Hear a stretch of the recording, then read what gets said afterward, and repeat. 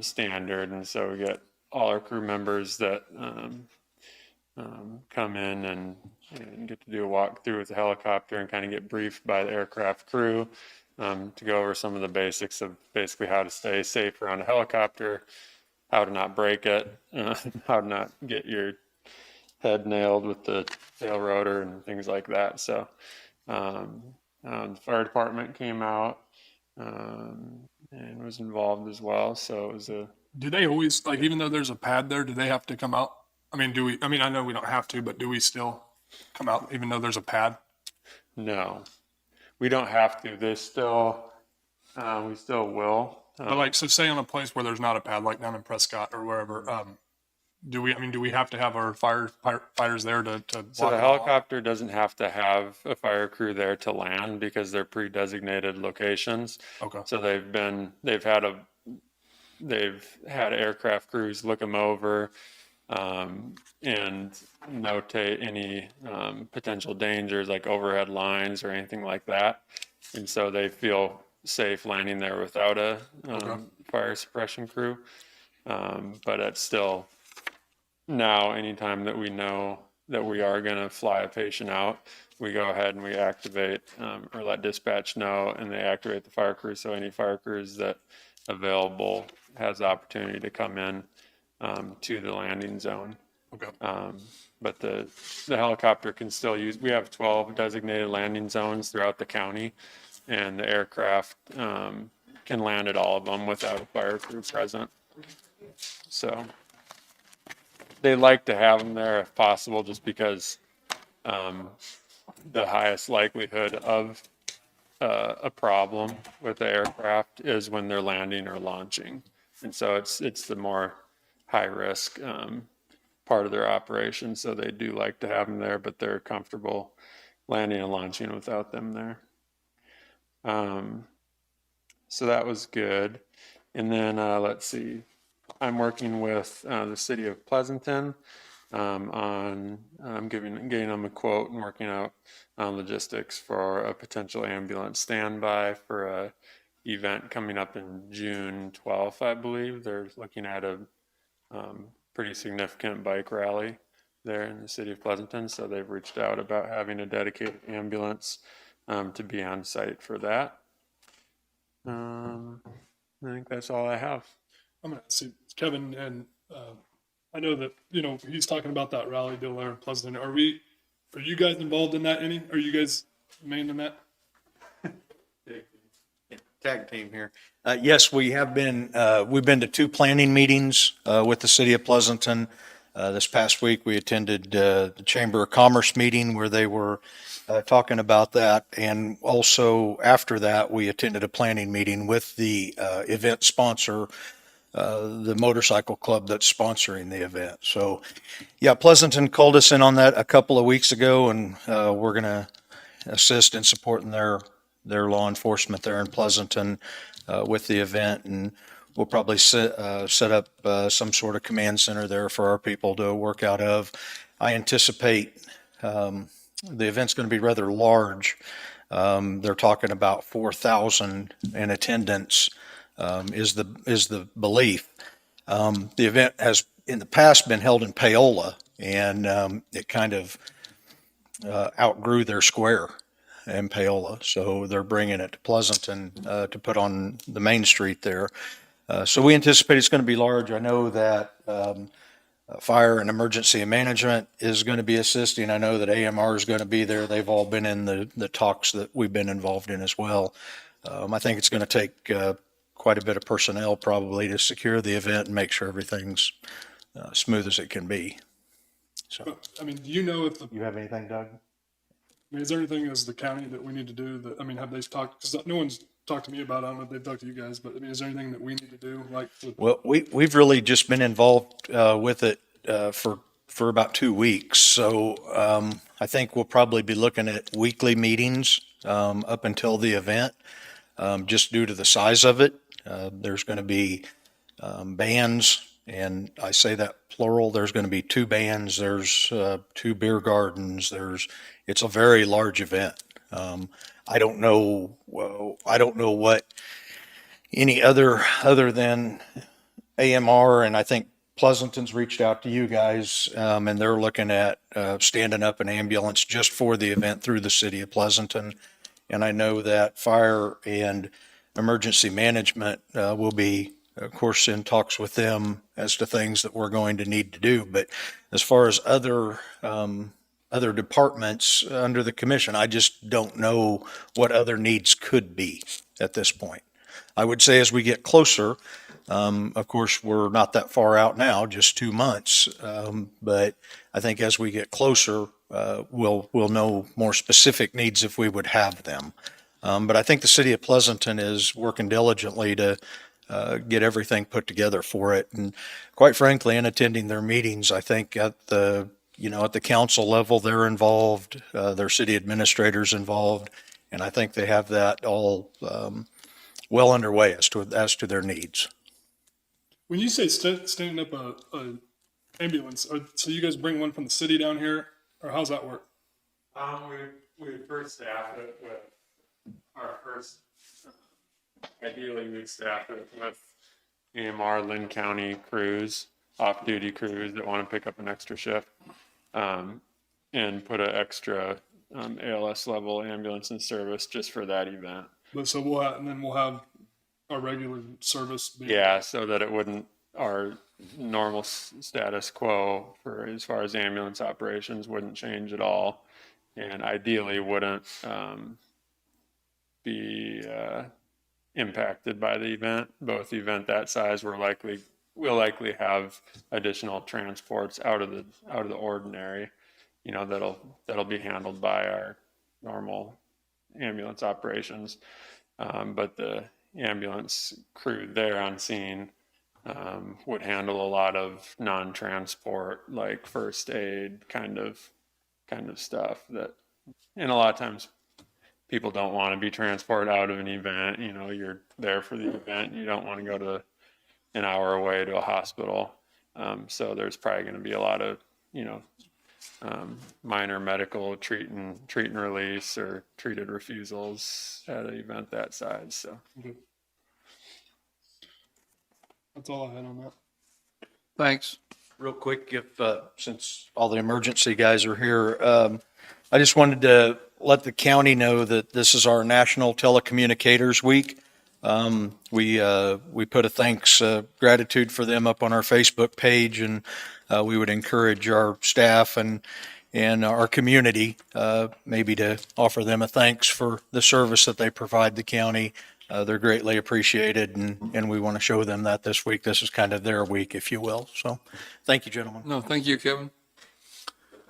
Well, let me give you, Tisha's not going to be here for the health department. She just sent me her numbers. Cases total 812, up 15 since the 5th of April 5th. They have 20 active cases currently.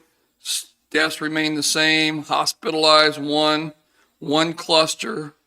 Total tested, 67, 9 of those were from last week. Those are the numbers from the health department and the coronavirus. Doug? Good morning, Commissioners. Doug Morning. Bartlett, Fire and Emergency Management. Start out with our numbers for last week. We had 7 fire calls. 2 were medical assists. 1 was a landing zone. 1 was a false alarm on a fire call. 1 motor vehicle accident and 2 brush fires. Total year to date is 158 calls.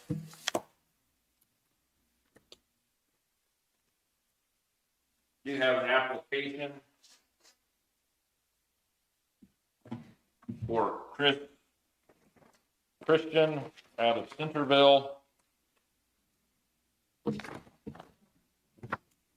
request that you hire him as a probationary firefighter with our standard practices of physical, drug screen. Centerville currently has 6 firefighters, so he would be number 7. And here about 3 weeks ago or so, you had hired a firefighter applicant for Centerville. He went through the whole process, except his physical, and then we finally were able to get a hold of him, and he thought it was a full-time job, not a part-time job, and declined to continue through the process. So Gotcha. Okay, so somebody make a motion? I'll make a motion, to hire Chris Christian as a firefighter with the Centerville. A second. With the stipulations that he passes everything. Been moved and seconded, all in favor? Aye. You want these back, Doug? No, I don't need him back.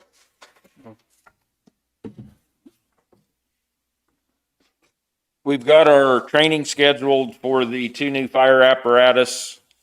It'll be April the 24th and 25th, which is a Saturday and a Sunday. It's an 8-hour program and then an hour for lunch. The fire board, I talked to them, and they would like to ask that we provide lunch to our firefighters because everybody coming in basically is donating 8 hours of free training to the county. So we would like to provide them lunch on each of the 2 days. Wanted to make sure you were okay with that. Yeah. Okay.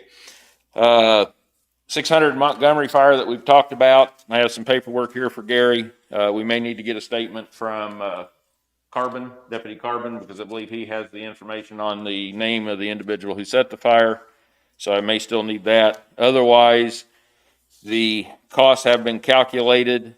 It was $999.35 for firefighter wages for that fire. We used 8 buckets of the F500 encapsulating agent at $145 a bucket. That was $1,160.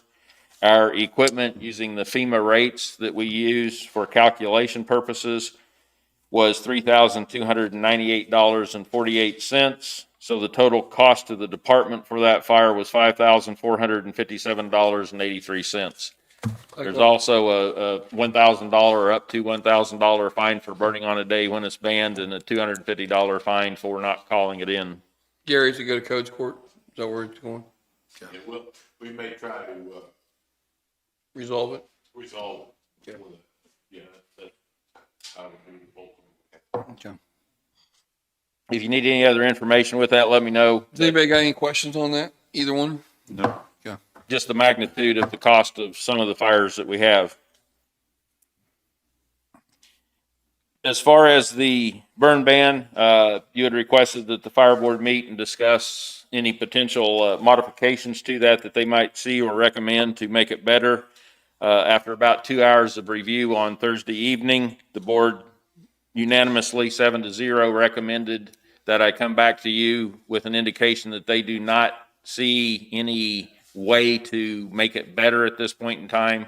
Although they did agree to continue to look at it, they felt that the system we have works and works fairly well.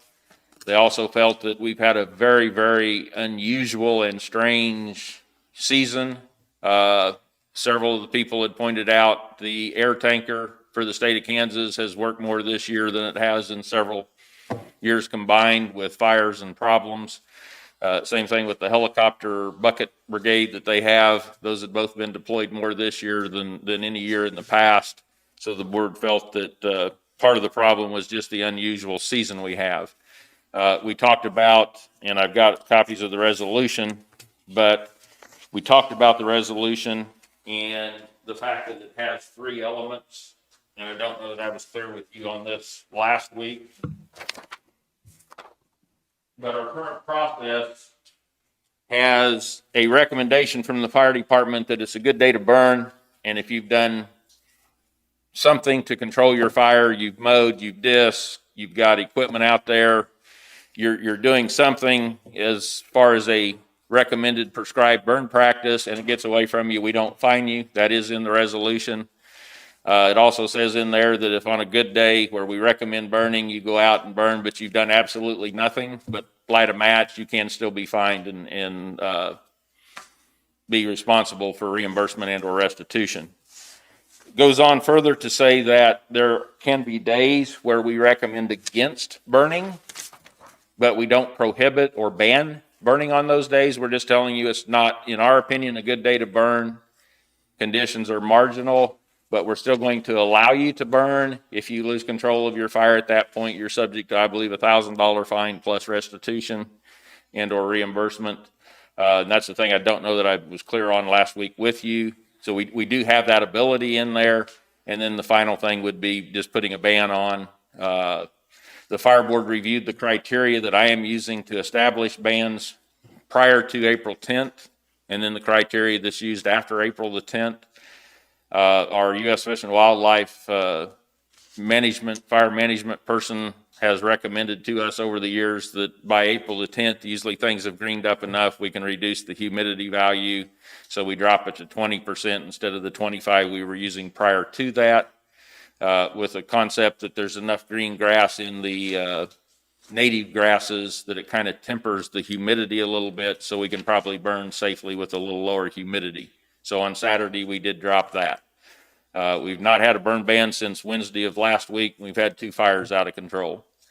We did use we recommend against burning for about 3 hours. I believe it was on Saturday when the winds were 25 to 30 mile an hour gusts in the forecast, so that people would understand it may be a little hard during that time frame. And then I think it was Saturday evening or Sunday that we had 2 fires that we responded to. But that's the resolution. I'll give you another piece of information, because the board did have another recommendation. The first was to continue with the process we have, although they agreed to review it again.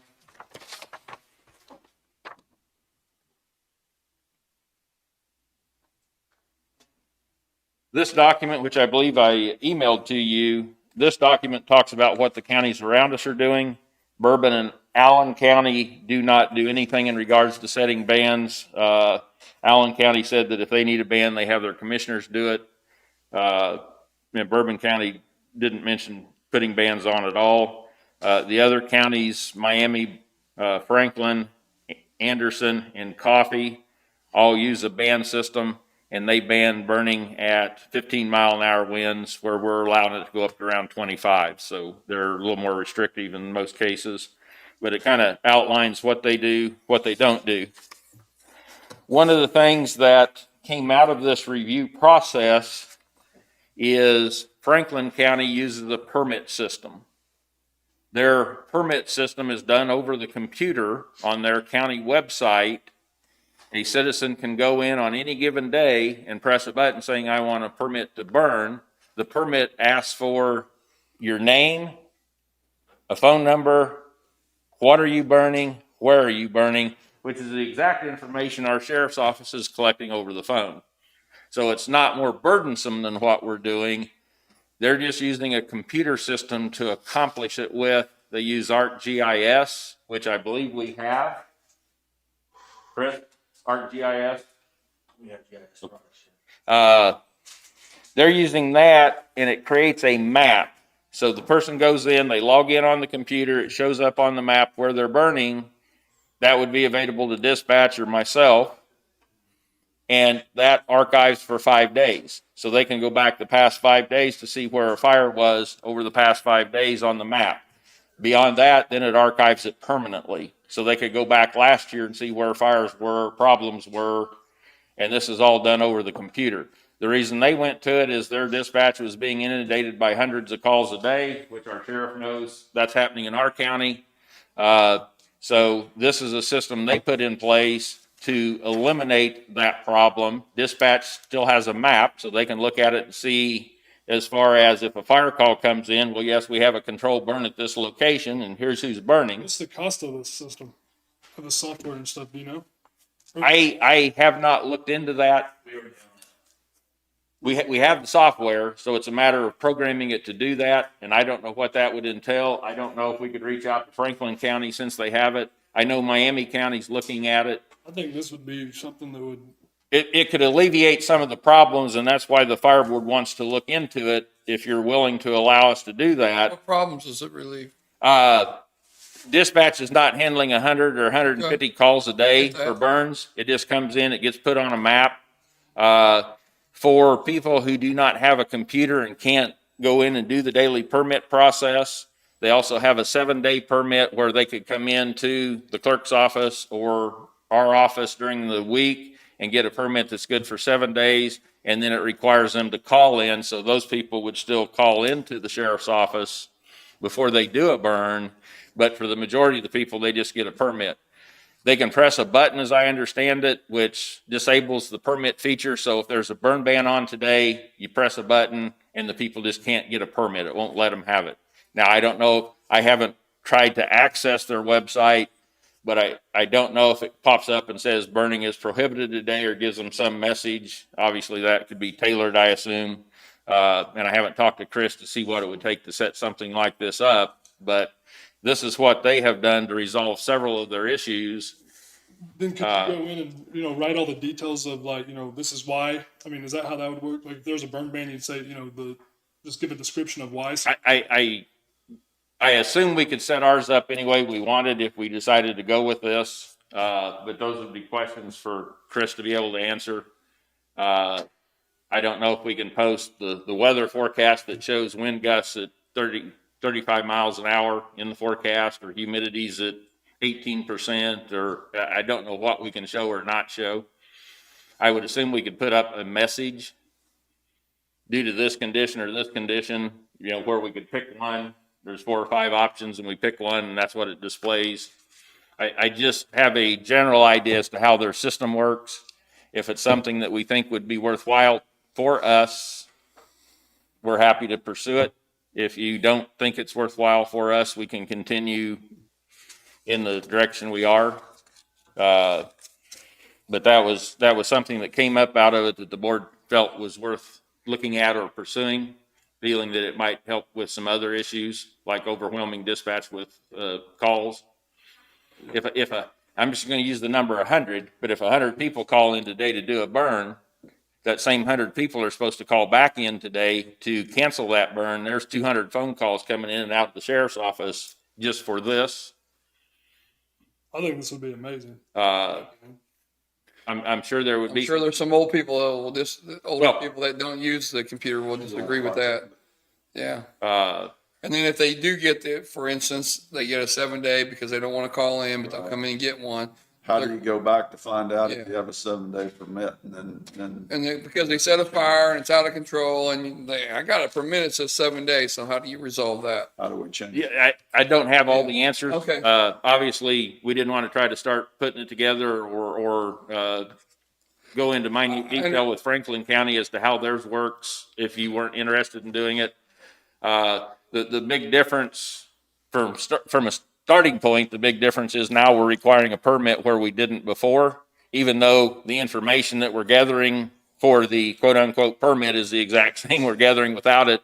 We're going to be telling people now you have to get a permit. I So think there'd be some confusion if we give them a 7-day permit and then Well, they're going to use it. they're gonna use it, that's what I'm saying. But well, it would have to be clear on the permit that's issued that they still have to call in and make sure burning is eligible on any given day, which is what I understand they do with it. And it doesn't mean that we have to do it. If we decided to move in this direction, we don't have to do it exactly as they're doing it. We can develop it to work for our county. I think it's worthwhile to do, at least. So at least come look up- into. Yeah. But it didn't resolve what I'd hoped we'd come to on people that are burning grass fires, and we've got a burn ban. You've got 2 counties that don't have any burn bans on. I don't know what their conditions are or how many fires they got, that's fine. You got 4 that do, and they're pretty much about the same as wind speed and relative humidity. Except Franklin County, I guess, doesn't use relative humidity at all. They just use wind speed. Apparently. Correct. But trying to get a common sense thing where somebody's burning 200 acres up to a field that's already been disked, and that's kind of where I thought maybe we could use something a little bit different than what we got.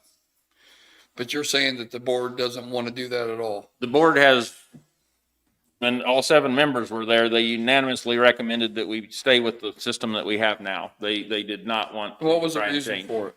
Their reasoning is they felt the system we have has worked over the past several years. They recognize the fact it's been difficult this year because of the winds, the wind speeds. But every year we go through this, except for last year. Every year we've gone through individuals complaining that it hasn't been, it's not what they want.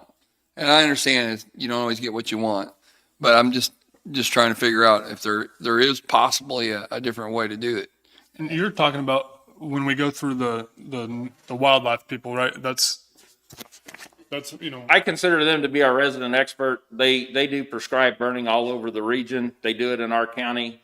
and they're specified for that only. I mean, that's their job every day to do that, to burn and. I can't say it's their job every day, but it's their job all spring. Yeah. They go all over. Do that? The gentleman that I talked to teaches for them. He goes around the country teaching. He's the one that has made the recommendations to us as to free August the 10th. These are the criteria that he recommends. Obviously, they don't burn when the conditions are outside of the criteria that he's giving us. And if they, with their expertise and they have better equipment than the fire department does. If those criteria are such that they're not allowed to burn, why would we let others burn that have less training and less equipment?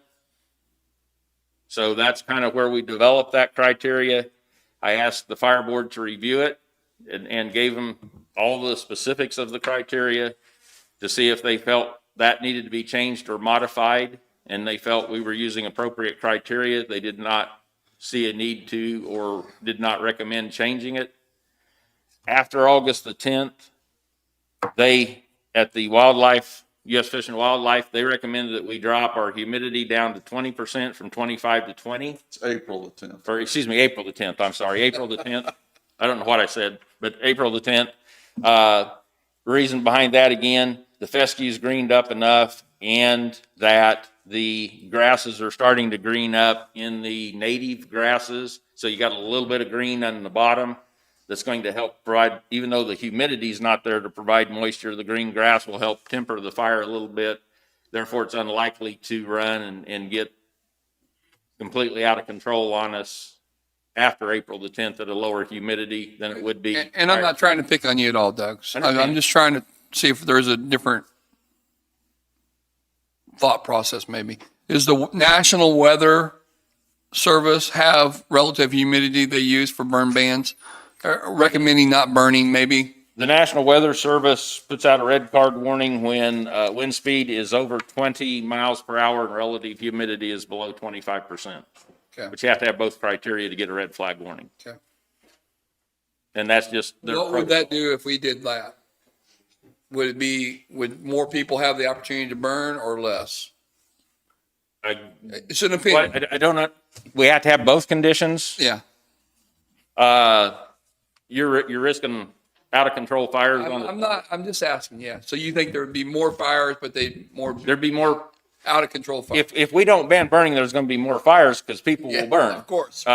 Just like the gentleman that burned over here Right. at 600 in Montgomery when the winds were 35 to 45. And I think we would all agree people shouldn't burn there, but that doesn't keep them. Even the burn ban didn't keep them from burning. Okay. So But it keeps some people from burning. I got you. That's all we can do. yeah, I know. So you got any more questions on this? We're going to leave it where it's at? What about you? Leaving it towards that. Okay, we're good. We'll continue. I just wanted to ask you a lot of questions. That's Get- fine. Get your hair standing When you up. were talking about the system over the JSI and stuff, I would like, I'd like to see. I'll get with Chris. If you have no objections, I'll get with Chris and see if we can come up with a system that would work for us. It just, if you don't want a permit system at all, I don't know how we get around that process because we've always been against a permit and not necessarily this commission, but over the years, the commission has been hesitant to require someone to get a permit. And I think with that, we'd be, eliminating a few processes, but we'd be adding one to take a lot more time and effort. But We're still recording the exact same information that they would be giving us, so that wouldn't change, but now we're calling it a permit, whereas we haven't in the past. So as long as you're okay with that. When we gave somebody a permit for 7 days. Maybe you can rethink that or something. Find something out about that. If we I'm all for it because you can go into the computer much faster than I can get a hold of it. Call the permit, call notification. Yeah.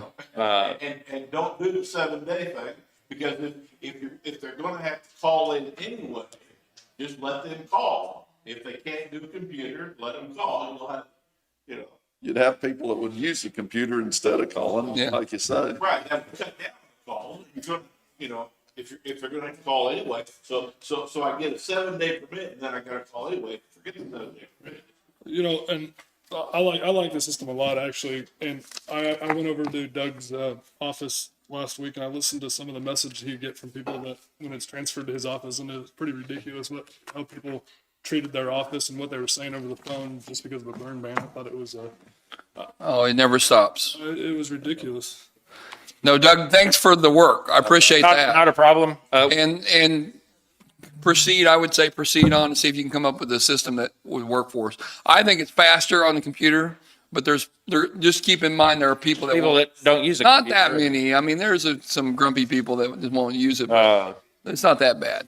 I'll get with Chris and visit a little more with Franklin County to see how theirs So works. it'd be better off to do it on, like you say, the 1-day deal, and not be 7, because there are people that Yeah. just say, I've had it. Yeah. Heading through the match day. This clears it up though. This helped a lot. Yeah, thanks for what you did, Doug. Not a problem. Like I say, although a lot of work went into it last week, we hurried through it, trying to get all I this know. information Yeah. I assembled. saw all the emails. So, You did good. But in time, maybe we can come up with a better system. But in the week of work and the 2 hours of discussion the board did, they just couldn't come up with anything that would be better.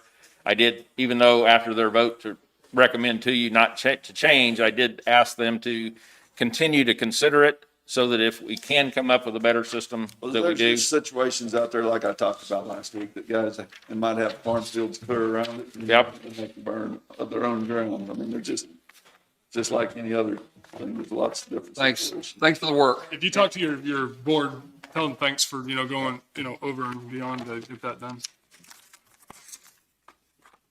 Now he's going to ask for money. Go No, ahead. just making sure I covered everything. I think I've got everything. I'm scheduled to visit with you at 11:30 about the fire department, kind of go over that. So I will be around when you're ready. Thank you, sir. Thank you. Burton, you want to go? Burton Harding, County Attorney.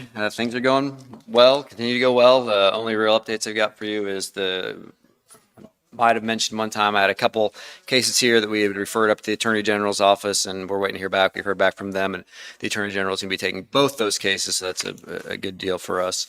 No issues with that, so there won't be any issues with the office. The only other thing I'd note is another thing I'd mentioned to you before is the sheriff and I have kind of been coordinating to change the process of the way we do things when someone gets arrested, particularly over the weekend, to get away from what we call riversides, where people are held in custody without a warrant or charges for several days. That's a process that I have never liked and nor as a sheriff. So we've started a new procedure where implement a new procedure where we're going to get those going, the reports to the county attorney and then back to the judge within 48 hours. So we're not doing those riversides anymore. We just started doing that this weekend. I felt like it was pretty successful. We had a couple come through and we didn't have to do those riversides, and we got warrants and charging documents are to be done today. So I feel like that was really pleased with the way that worked out. So that's all I've got. Any, because we keep becoming famous up in Lacey over the, No, I haven't heard anything about the Alonzo Brooks hit. Thank that you. I'm talking about. Yeah, no. I didn't know if any riots or anything planned or, As far as I know, that's being handled federally. Right. If I knew something, that. if I might be contacted at some point for something, but at this point I have not been. I don't know that I expect to be anytime soon. all quiet, as far as you know, Kevin? The area? We really haven't had a whole lot of kickback since, the past press release came out Right. that determined the case homicide versus just a death. Right. We've had a few calls, but nothing like before. I think most of the people who are out there talking about that on a lot of the blogs and stuff, I think they're starting to realize that the FBI currently has the case and that about 90% of the sheriff's office was not even here 17 years ago when that occurred. Some of our staff members were 3 or 4 years old. So I think folks are starting to realize that a little bit, that it's not a current case and it's a cold case from many, many years ago. So with that, we've turned everything over to the FBI, and any leads or anything that do come into us, which some do, we then forward to the FBI for their review. So I don't think that we'll probably see any type of Linn County connection to the case at this point with prosecution. I don't think we'll see any connection with investigation from here forward. So we're pretty much out, other than just forwarding information. Okay, thanks. Chris, did you have anything? Go ahead, Bert. Oh, no, I was just going to ask you any other questions, and I agree with the sheriff's statements. I have a question. You, Yep. you talked about these two cases going to the general. Yes. Is that because you have interest in both, or in the defendant, or is No, well, no. What it is one of them is on a case where before I took office, I was supposed to meet with the victim in the case on a private matter. When the KBI came in and was doing their investigation, they saw my name in a ledger book, and they called me to ask what that was about and what we discussed and that sort of thing. And so to the extent that I might appear as a witness in that case, that might create an issue on appeal. And so there wasn't a conflict or anything. So, but it just was not a good case for me to be involved with. The other one is still isn't really a conflict, but it was a deal where I was actively representing the victim at the time of her death. And so just to avoid any appearance of impropriety, and I know that the family had some concerns, so I just decided to step aside with that. It's not a true conflict, but again, just to avoid any issues on appeal or anything like that. so when you have to do something like that? I mean, do you have an allowance for that in your budget, or how does that work?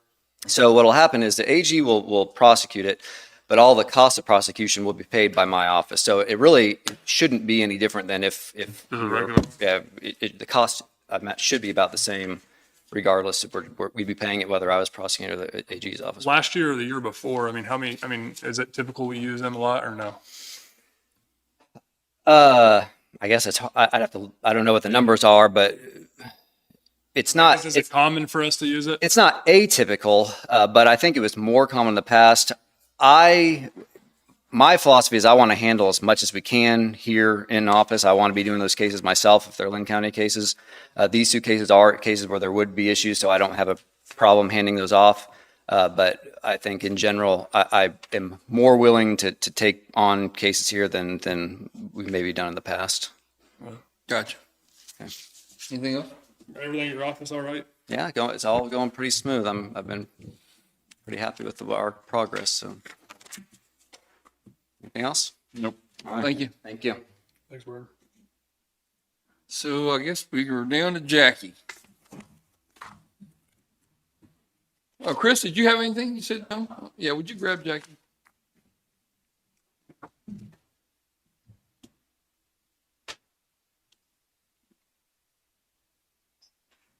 Should I message Allie and tell her we could?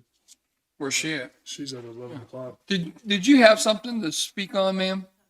Okay, let's open public comment right now, and then if somebody comes in after 10, we'll do that as well. So just step up there, state your name, and Debbie Ballou, okay. and I've been here before. Yes, ma'am. I thought we had things settled, and apparently not. So I guess I'm here, and I know that Jim Johnson is new to the commission, so I don't think he knows probably what the situation is. But I guess what I'm here is to have what I really would like is the vacation of the road terminated. And to know, is it the counties, is it mine, or is it the feds, and both? And we did talk on that So last we week. talked so- about it, but Yeah, Gary, what's your position? I prepared the letter, but I want you to review it before I send it. Right, Because I can't speak for just me.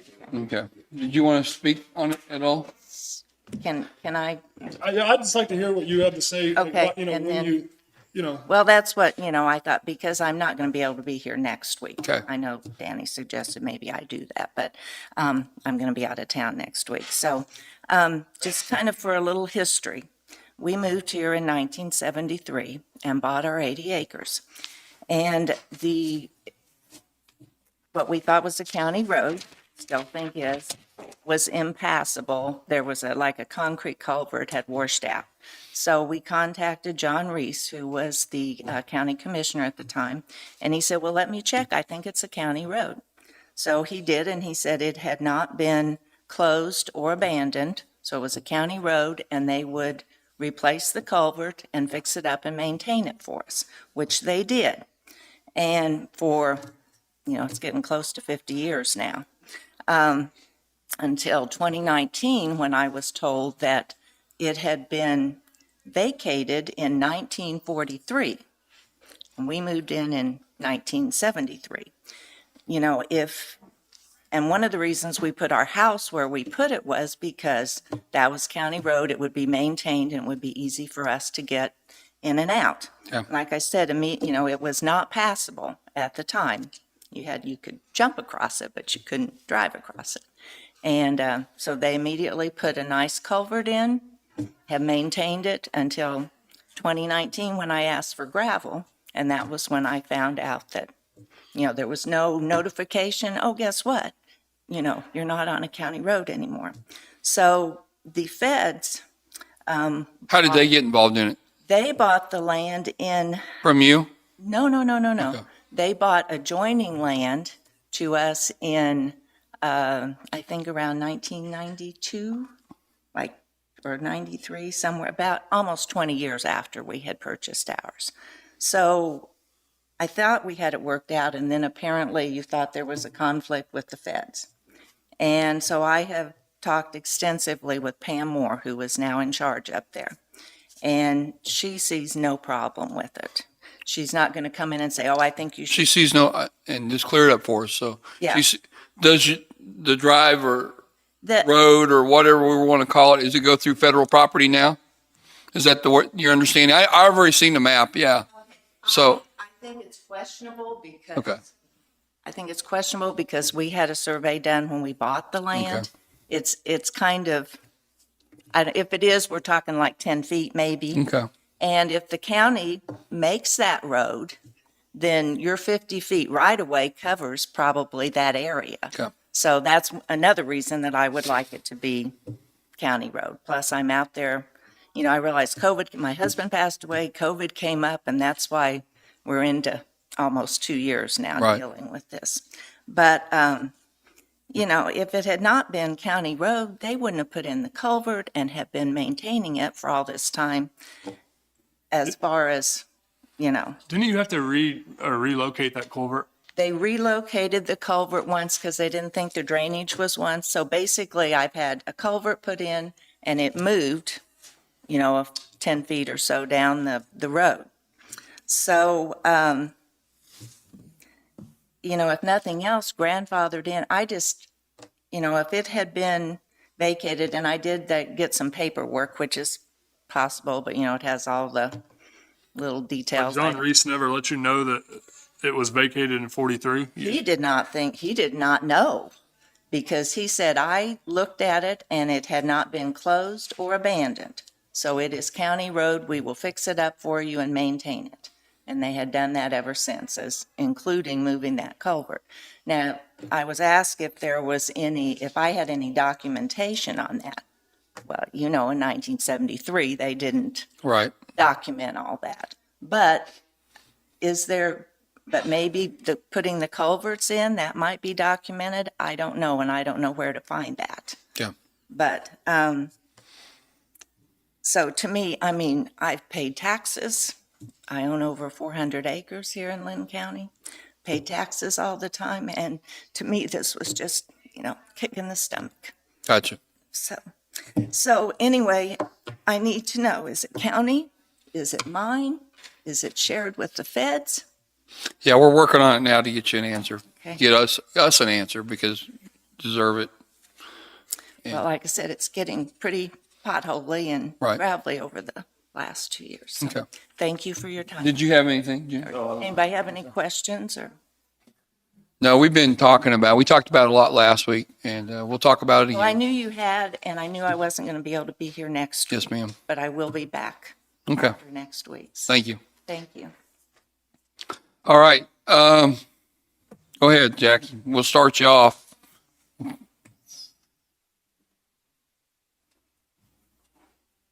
Jackie Messer, Public Works Administrator. Just a few things. You talked about the house moving saga. Oh, You don't want to talk about that. oh boy. So the latest on that, if you believe in the Easter Bunny and Santa Claus, is going to be moved tomorrow. All right, good. Why not? I believe in it. Everybody was there last week. We had 25 people there ready to move it, ready to get it going. And somebody said, well, has anybody talked to Evergy? Well, Evergy's not. This is Heartland. Well, they're going into Bourbon County and they've got to cross some Evergy lines. So I called them up and said, no, you're not moving it. So everybody got sent home. Last I heard, they've got the permits. We extended ours for 10 more days to give them another shot at it. Evergy is supposed to be out there this morning to look at the 5 lines in Bourbon County that is holding everything up. So maybe tomorrow morning. Haven't they demoed half the house down already? Yeah, technically the lines it's 15 feet 4 inches high right now. The lines are supposed to be at 18 feet. But if they've sagged over time and they snag it, they get billed for a huge repair cost. So it's kind of, Or, I mean, are they? we've already run one piece down there. We know it'll go. But Evergy said we weren't asked, so therefore you don't go. So are they compensating us for our time and effort through your department, Kevin's department? That's Who? Kevin's question.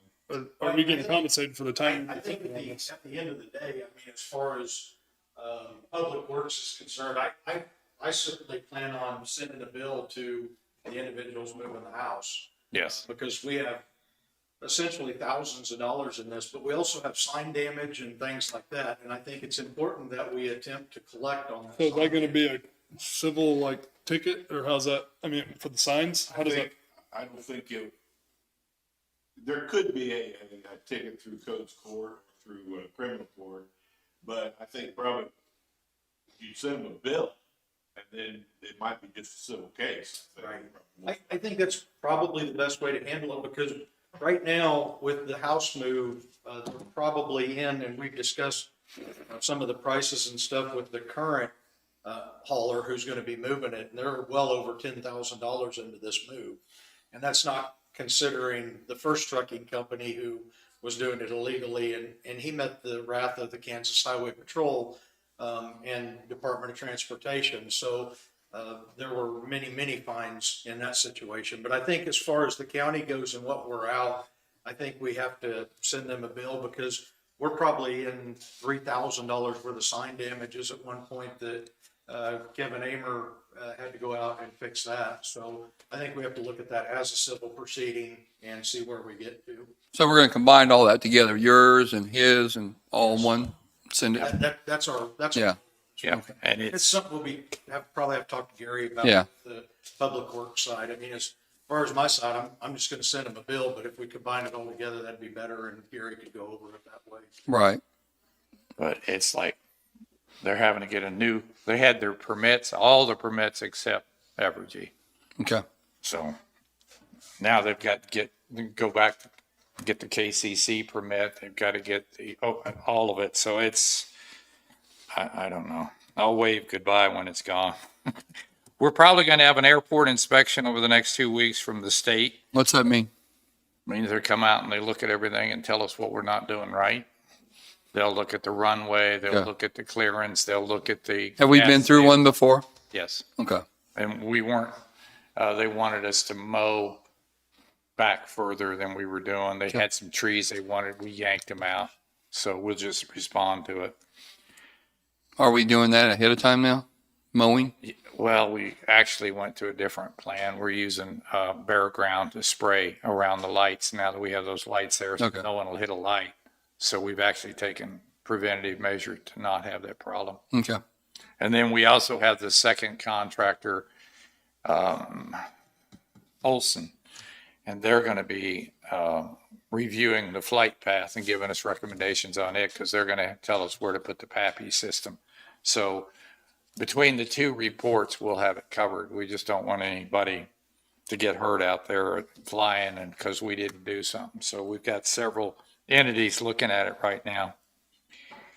I know we've been talking about the Centerville forever as far as the sewer system. Well, we haven't. We put it on our list, but we never talk about it. Yeah, well, it's coming up a little bit quicker because we're going to have a request in the next week or two about doing a connection. So I'm not sure where we're at on what we're going to charge or how we're going to handle it, but it's come to a point where we've got some people requesting Okay. a connection to it. Are they building the house or connecting a building or what are they doing? I think they're building. Okay. I've been setting up some training classes for the road, public works. I've got one set up for tomorrow with Chris Martin is going to be going over that JPA, VIA, radio training. And he can probably answer questions a little better than I did last week on that. We did distracting driving and for the supervisors with the intent they're going to, that was Friday, with the intent they're going to take that back to the crews and share what they learned. I got communications. Is that, supervisors hold up. coming up. Cindy, is that in our handbook about distracted driving or anything, or should it be? As far as smoking, texting, eating in vehicles? I do believe they're smoking and texting, but I don't know. Yeah. It was and that class is going to be shown again. It's through LTAP. They're also setting up communications for supervisors, which will happen on the 21st. And then you've been asking about a blade operator training. They're going to bring an instructor out the first week of May or second week of May. And we're going to set up a training session, probably at the 4-H, bring some blades in. It'll be 1 day classroom and 1 day on hands. I had several people go to it in the past, and they were very pleased with it. They thought it was that they had learned from it, and they'd been doing it for a while. So we're moving forward on both of those.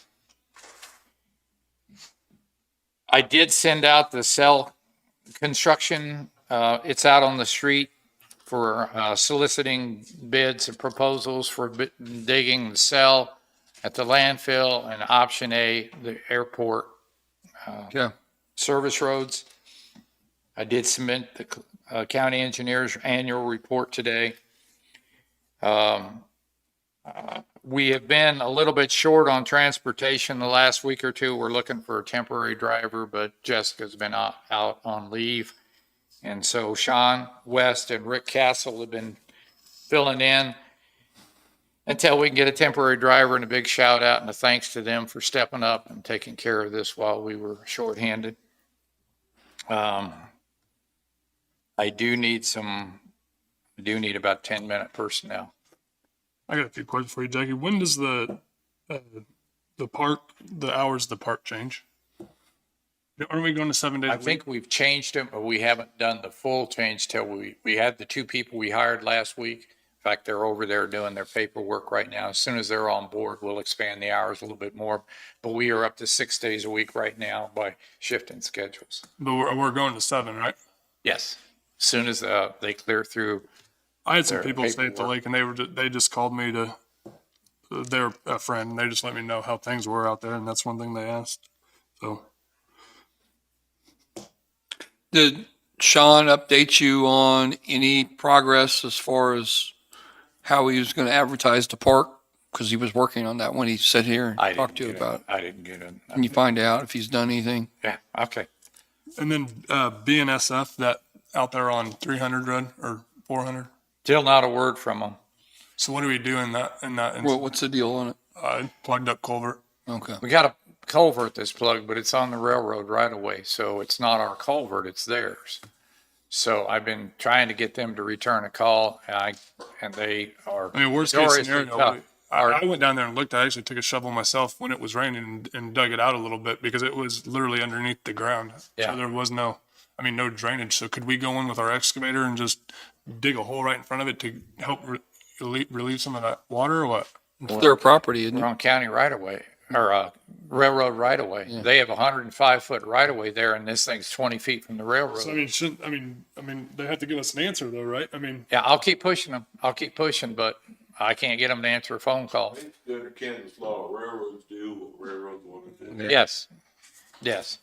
And I will try again this week to push harder to get an answer from them, but I know that the guy that leases the land right there is getting ready to plant, and he's been in my ear a lot about it. I understand. And he worked on me one day over it too.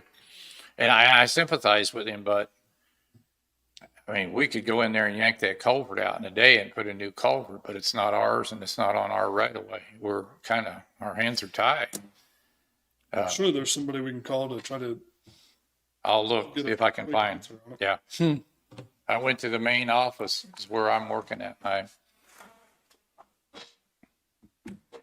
was approached to the Parker Cemetery board member, and they said previously that we'd haul rock for them sometimes. I mean. Yeah, we We get have- requests, and we usually through the township. Is that Yeah, it's a township. yeah, they just give us a call. We'd haul it and they pay for the rock. Yep. Is that the- All they gotta do is call and request it. That's all they gotta do, and we'll.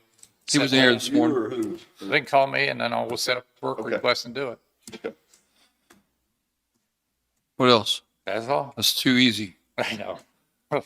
Limited personnel, but I mentioned that part. Hey, do you have part-time people? Anybody jumping up and down wanting to do the job, or? We've got a couple we're looking at right now. And then did Byerly say yes or no? Never answered. Never answered. So I asked Jason to follow up with him today. and Okay. Find out. And then what about permanent personnel that you was advertising for hiring? We've hired a couple of them, and they're getting their paperwork done. Is that, and then we're full?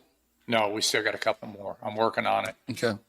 Or something else I thought, like on the places we mow out, have we ever thought about contracting that to somebody? I mean, if we had. We did 1 year. Did you? I don't know. Are you talking about roadside, or are you talking about for? For like Like Centerville and different places? We do, and Lawn is what we I- do, and we have several we do. Parker we do, right here we do. But it's hard to, we haven't advertised it out, but there's normally stuff set up. We pay it out of the elderly. But I was going to try to tie all that together in present it, which way do we want to go on a groundskeeping, but I didn't get to it this week. I hope to have that next week. Okay. Because we are doing a lot of mowing now. Yeah. A lot of mowing. There's a lot of people out there, and I don't know if it'd be one contract, but, would, The thing is, when we contract, if we do it the way we're supposed to do it, is if it's from a company, they have to get insurance. Remember, Right. Doug went through that looking for somebody one time, and We haven't done that in the past. It's just somebody's been mowing. a lot of people years. don't want to go through getting They the don't. liability insurance for it. Whereas, Yeah, we use somebody in the community who normally does it, and Yeah. we don't ask for all that, but if, we probably need to formalize it and protect the county's And liability. I talked to Jack about some of this morning. I had some people in the courthouse come to me and just ask about, because, we have our two maintenance guys that are doing the cleaning and everything like that, the health department ladies are having to clean their own floor and stuff, which I don't think that's their job, but, and then we had the jail that's going to come up. So I was talking to Jackie about, how we switch up from we have our maintenance crew and then we have a janitor crew. So that's what you were talking about. Yeah, I'm gonna try to pull all that together in a proposal for next week and, cause we are getting to a point where Rick is out in the field. I mean, I'm asking him to rebuild the building down there at, Blue Mound. I'm asking him he's spending more time in the field than in that building, which, more time in the field. We need to get some relief somewhere, and I was And gonna he's work driving on. a bus right now too, right? Yeah, the bus, because we're out of bus drivers, and I'm the next in line, and I know I have to do it. I had brought to your attention about Waddles Road right there at Mine Creek, how it's washing that corner out. And I had mentioned, or I talked to Harry, and he said that, we'd previously just dumped a lot of concrete, debris in there Right. to help, but it's what kept washing it down the corner. It's actually starting to eat the road out. And I talked to Harry, and Harry said that he didn't know this was something that we could do it like we used to do it because of, the regulations with KDHE and all that with, diverting the water, causing issues. I mean, Have you talked to him about? No, I'll catch up with him on it. I made myself a note. I'll go down there with him. I think He's out today, so. the lease. I mean, it's getting right up next to that road. So Okay, I'll talk to him and see what I can set up. that's all I have. I'm done with you. That's it. Okay. Thank you.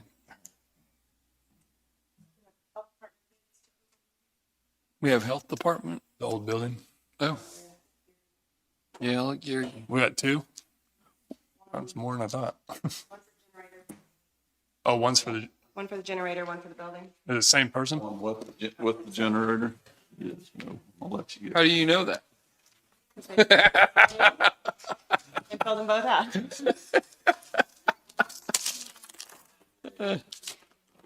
But we.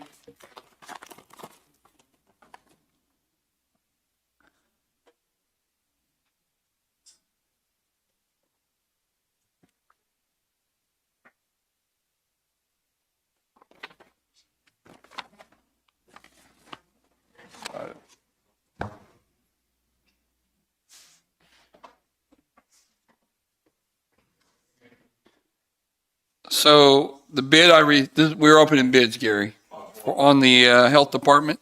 Same lady or same person, I guess, and they bid it how, separate, like the think we should generator and the reject it. building.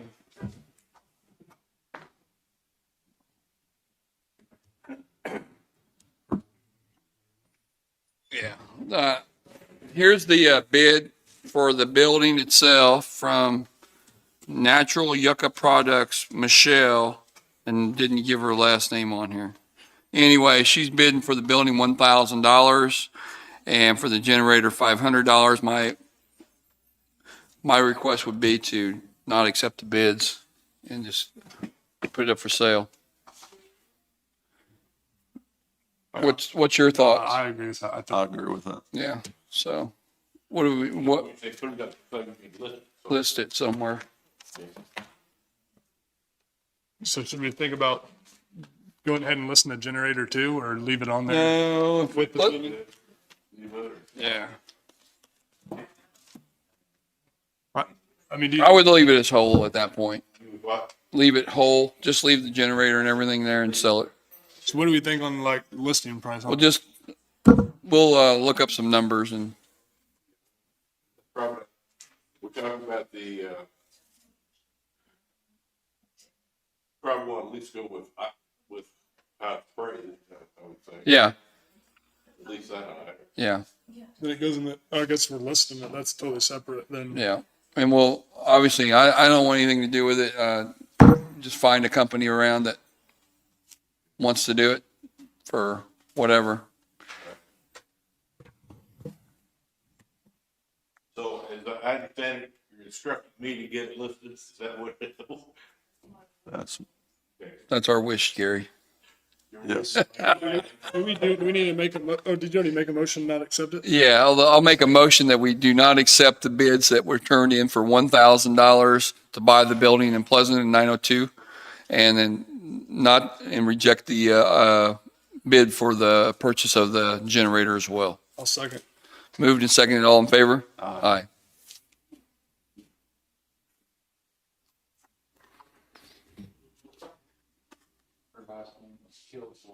Kilgore, Michelle Kilgore, okay. So somebody needs to probably make a contact there and show them that's been rejected. Jackie, did she talk to you? Could you call her? Could you do that for us? Thank you. We got executive session now. Yeah, what do you need? I Gary? need, approximately 25 to 30 minutes of legal stuff. Gary, 30 minutes. Legal. And Jackie needs 10 minutes personnel. That's the only request I've seen. Anybody else? All right, so we're going to go into executive session. My motion is to go into executive session with Jackie first for 10 minutes for personnel, and then Gary for 30 minutes for legal. That's my motion. Second. Moved and seconded, all in favor? Aye. Aye.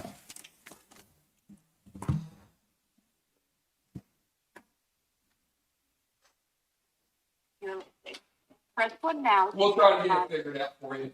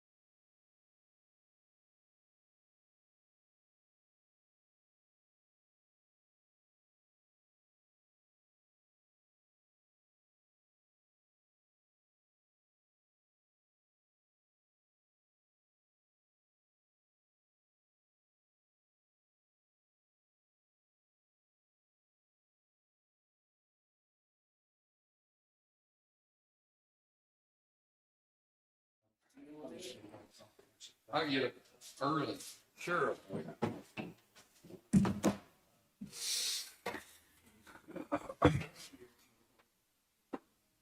I'm the only one here, so I guess I'll just make all these decisions.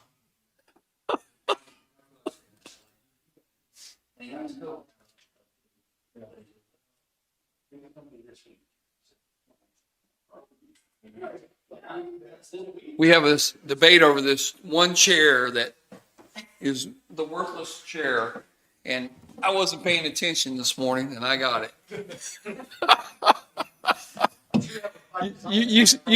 You start here, but as the day goes by, you shrink all the way down. Keep one cheek to one side and stay. Yeah, that's right. You gotta sit like this. No, I was in here, but I wasn't paying That's the attention. first one here, though. Danny was being slick on me this morning. I got up early just to come. We're waiting on Gary.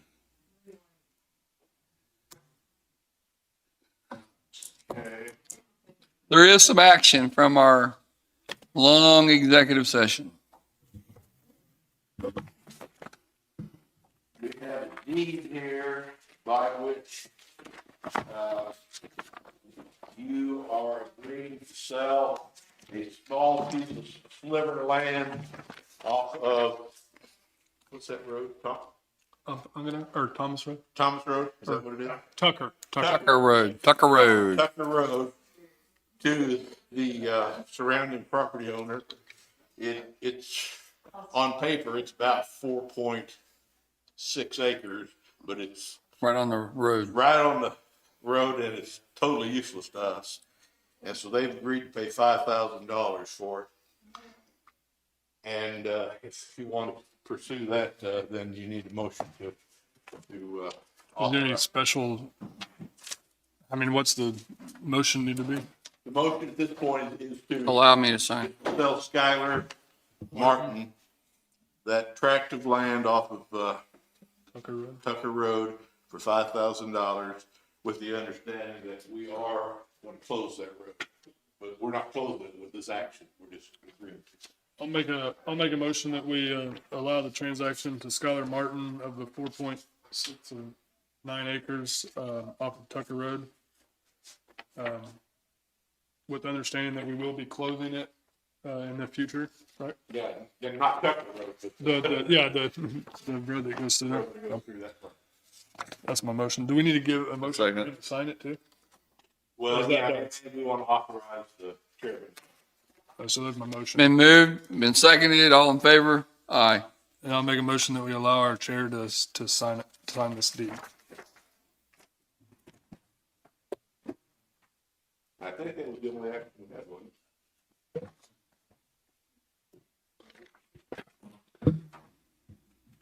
Need a second on that?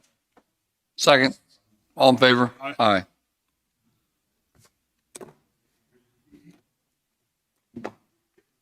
I thought there was something back there that he was gonna talk about. The executive session. I think he's gonna. Gary, you sure there wasn't something you wanted to talk about after the executive session? I want to visit with this balloon. Right, but when there's something else or not? For some reason, I thought there was.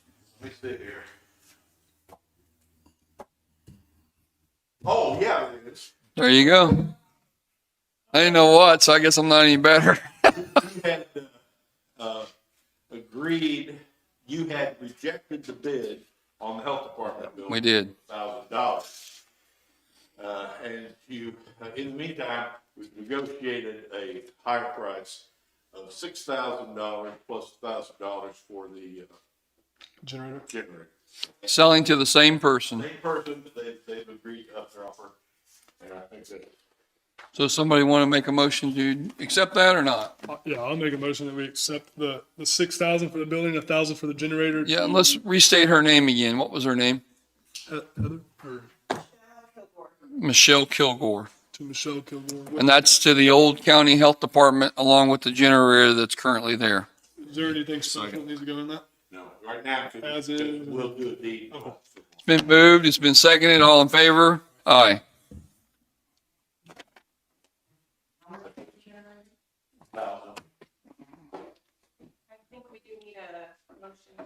this payment? If you didn't have it in the, It was in the, I think, wasn't it? yeah, normally we're doing a separate motion on these anyway, just so people know. We do have a Can you look in your bills and see if we, construction payment It's in there, number but- 7, on the, payment project, $496,679.86. And although you've already technically approved it in your payouts, we normally put a separate motion just so it's on the record. I make motion that we accept to pay the payment to the jail for 400 and for that amount as stated? 496,679.86. that's my motion. I'll second. Moved, seconded, all in favor? Aye.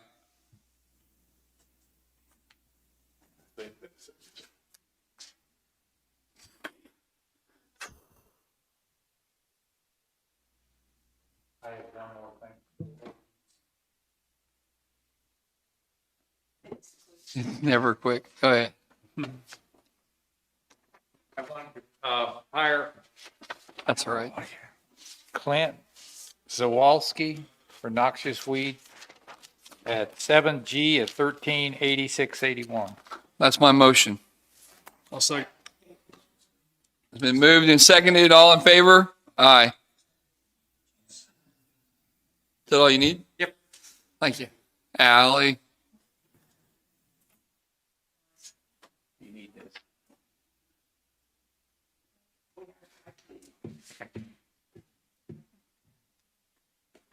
Hello.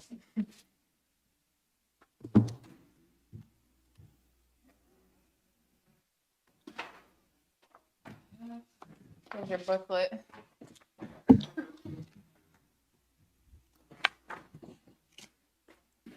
Okay, I've kind of watched some of the other ladies go before me, so if you guys have any specific questions about the museum, just ask away. The first Yeah, is, will you state your names and what you're doing? oh, So what sorry. everybody knows? Yes, it's Allie Hamilton with Trading Post Museum.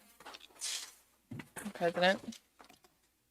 No, we're, All right, so just here today to kind of go over, I think you want to know about the visitors, our expenses, what we've been using our money on, and things like that. So just the first two copies show our last meeting. We have new officers, myself, president, Angie Mitchell is vice president, Stephanie Ferrero, secretary, Lori Cox is our treasurer, and Jesse Cox is still our curator. So moving forward, let's see. So the first one you're going to see after the 2 pages of the secretary's report is our visitors chart. You guys asked for how many visitors we have at Trading Post Museum. In 2019, we had 672. In 2020, we had 503. Each one of them is like on the fall festival, it's itemized out how many people were at each event. So if you're interested in which ones. The homeschool group, like in 2020, a lot of that was canceled because of COVID with kiddos coming out and things like that. So, but I feel like we still did really good with the year considering we're not really that far behind from what we did in 2019. before you took everything over, do you know what the numbers were, like visits? They were under 20 visitors A year? yes. 20 people? That would have been probably 2000, maybe 16 or 17. I mean, we don't have, it was, all those years were way low. And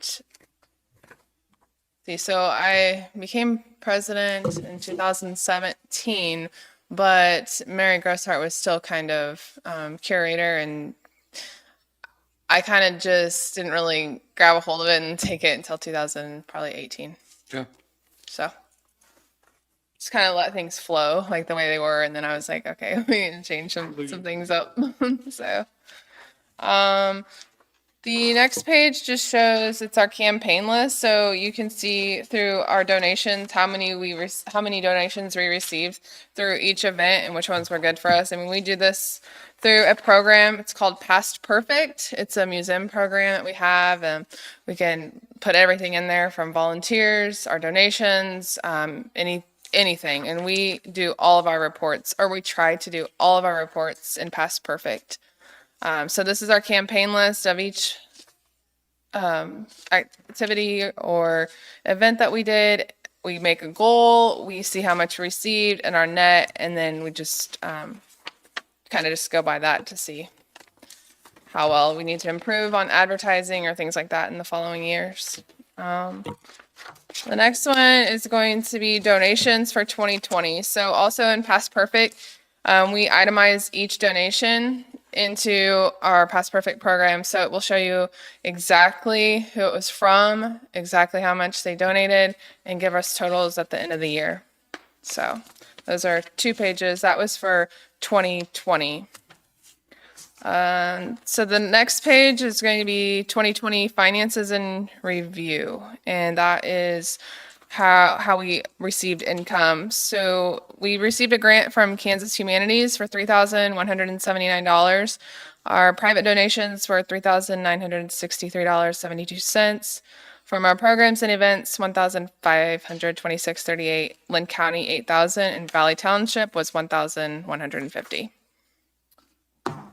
Do you guys have any questions so far, or keep going? Okay.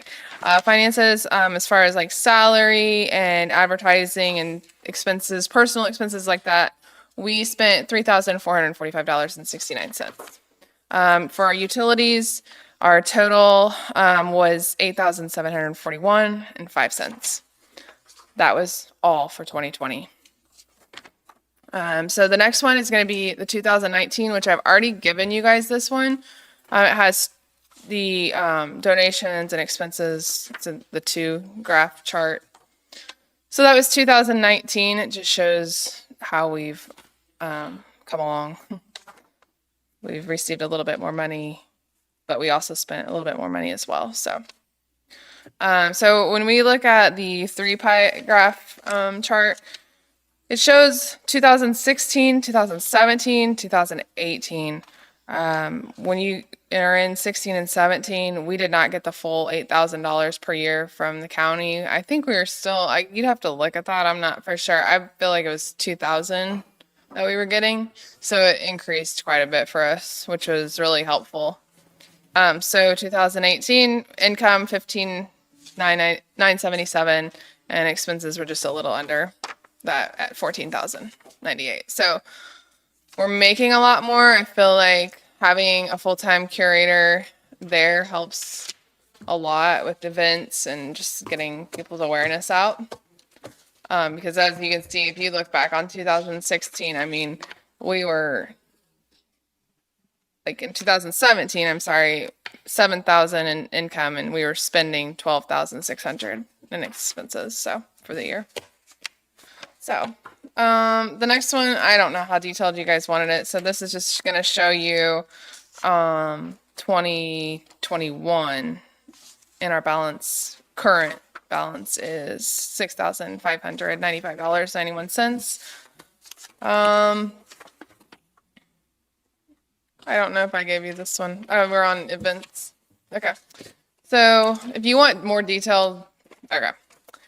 I have spreadsheets, but Trading Post Museum, all of our events. This was approved last meeting, so it just shows you April through November of every event currently that we have on our calendar and we'll be advertising. Next one is school field trips. So I don't think I gave you an actual copy, but this is it right here.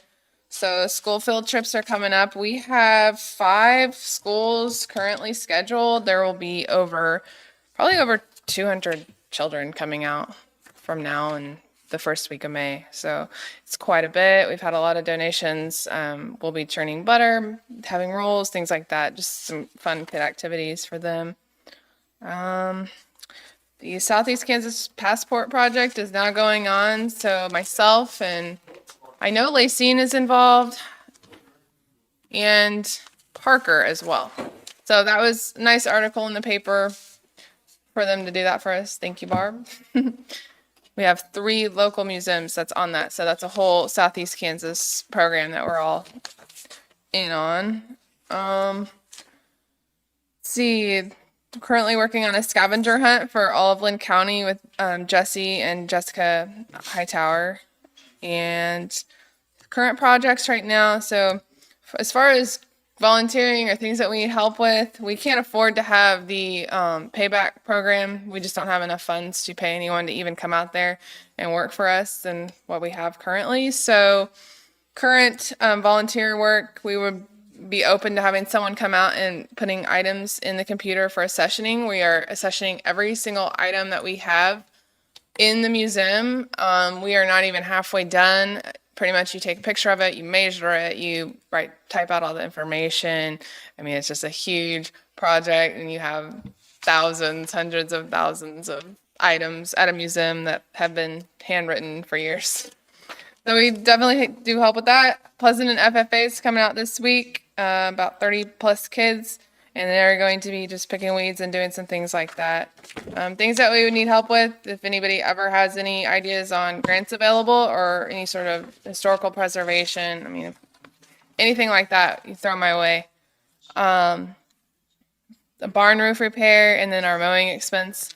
So I've heard Mount City speak, and I've heard, a few others, and I heard her asking for things. To be honest with you, we've never asked for anything like that. We've fixed everything with our own money. And so I guess if the things that we cannot do right now because of financial reasons would be our barn roof repair, which we've just put off. But I don't expect you guys to pay for that. I do my own fundraising to try and make it work. And so if that is an opportunity for someone to help us with the barn roof repair, that would be appreciated. Same with the sidewalk. We have to have a handicap sidewalk put in to be ADA compliant. It's about 4 by 6. It's just a little piece of the sidewalk that we have to get fixed. So, let's see, we now have the donate now button on our website and also on our Facebook. So if you want to make any sort of donations, you can do that directly off the website or the Facebook page. So do you guys have any questions on? Is your Facebook, you have a website too, or just a Facebook? Yeah, we have a website. Is your website attached with economic development? You might want to think about that. It is not. It goes to a page that says air. I've just clicked on it the other day. It says air. Like 401 air. Okay. It is, okay, so it is on there. When But you it's click just- on it, it does not go to our Okay, website. we'll work on it. Okay. What page is showing? The economic development page? Yeah, what page? No, it would be your Lynn County website because it still says Lynn County at the top. They were just on economic development this morning. Well, have you clicked on the Trading Post Museum link though? If That's what it I'm is, saying. can you look at it at least? Just look. Yeah. Okay. All right. It's on the website. It's on Okay. Google search. If you go on Google, it goes to air every time. Okay.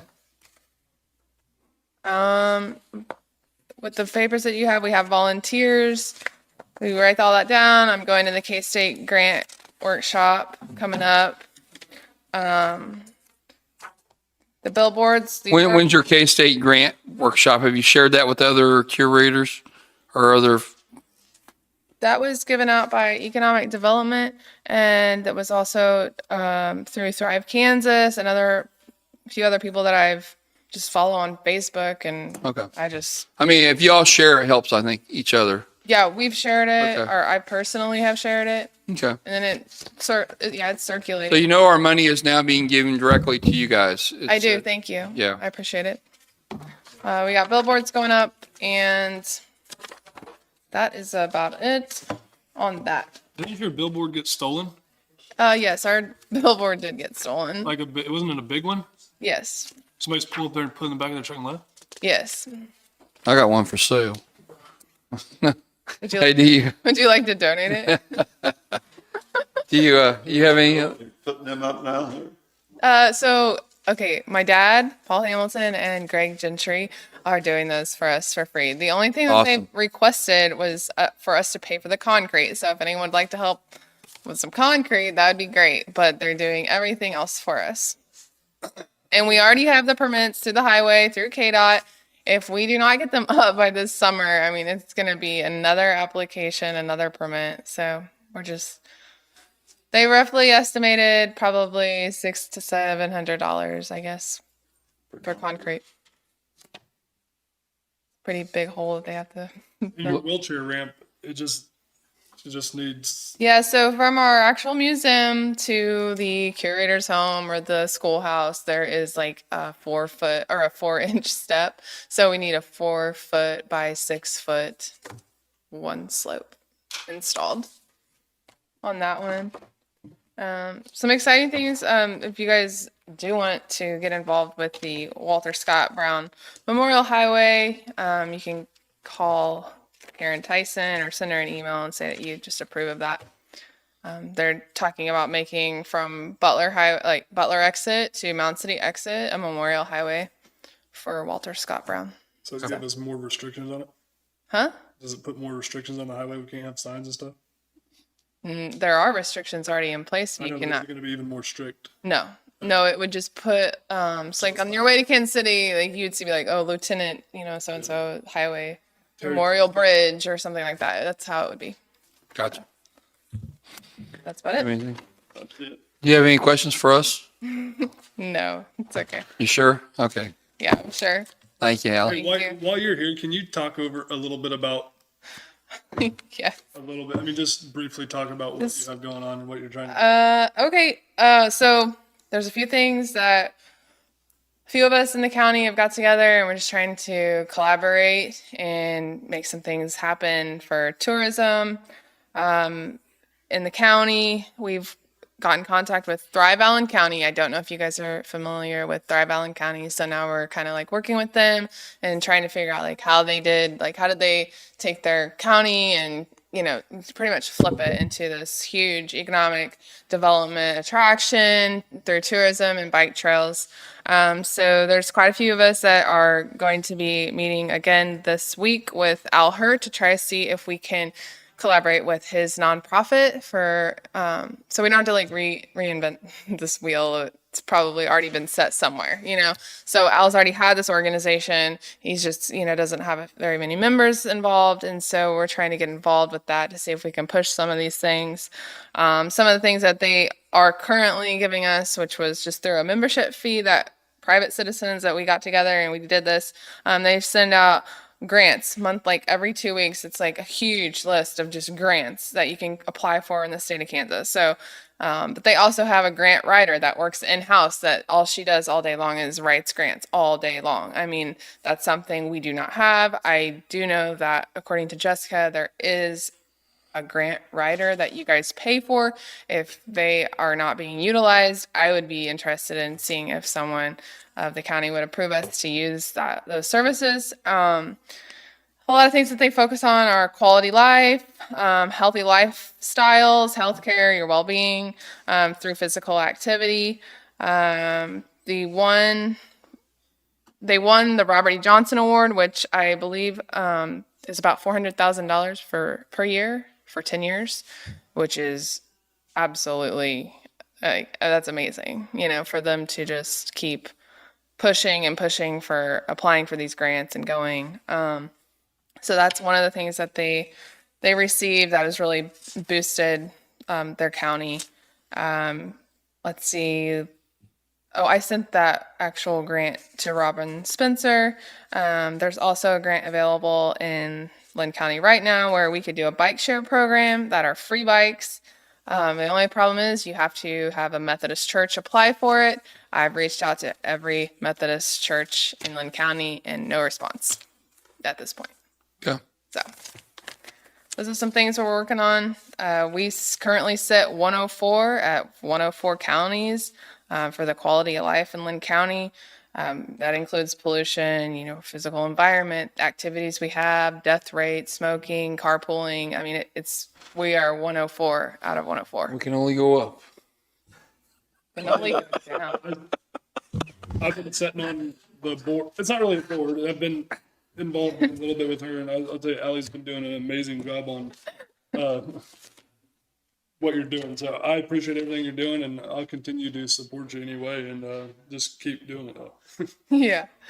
Thank you. As soon as I said that, my Appreciate chair it. stunk. Like, I mean, when Allen County applied for that Robert E. Johnson grant, they were at 78, ranked 78 in the state of Kansas. And they thought, wow, we have a lot of improvement we can do. Let's apply for this grant. Let's show them what we have planned.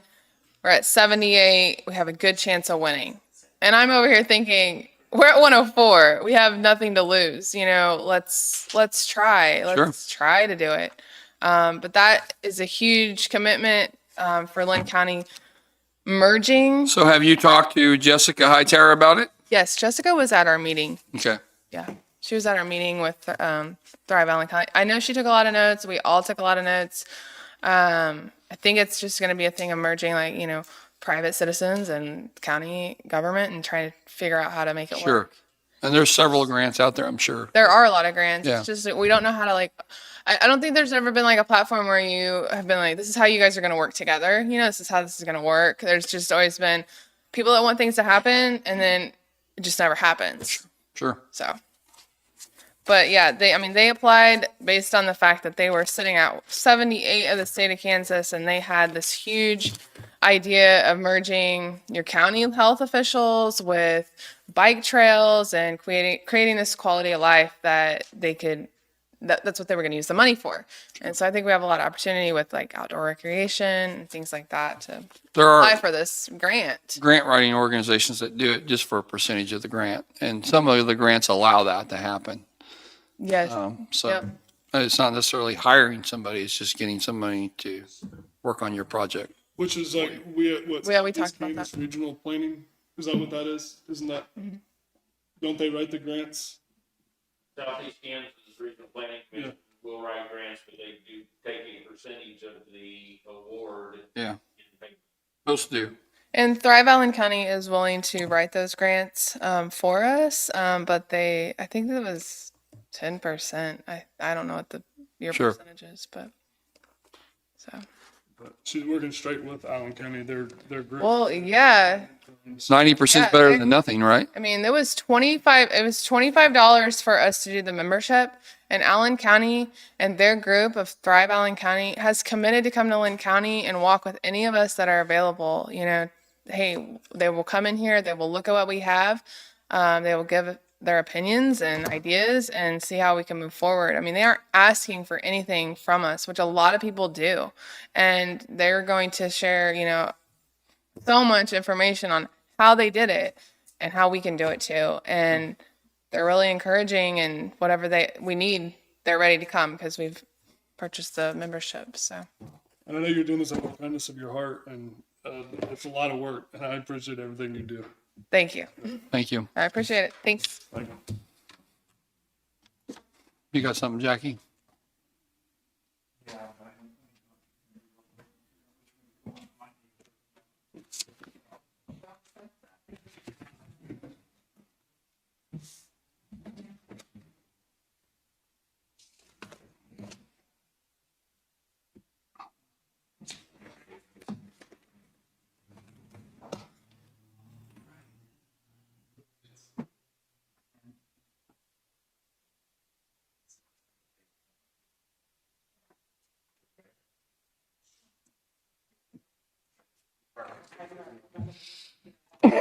You're going to work on the meal site thing still?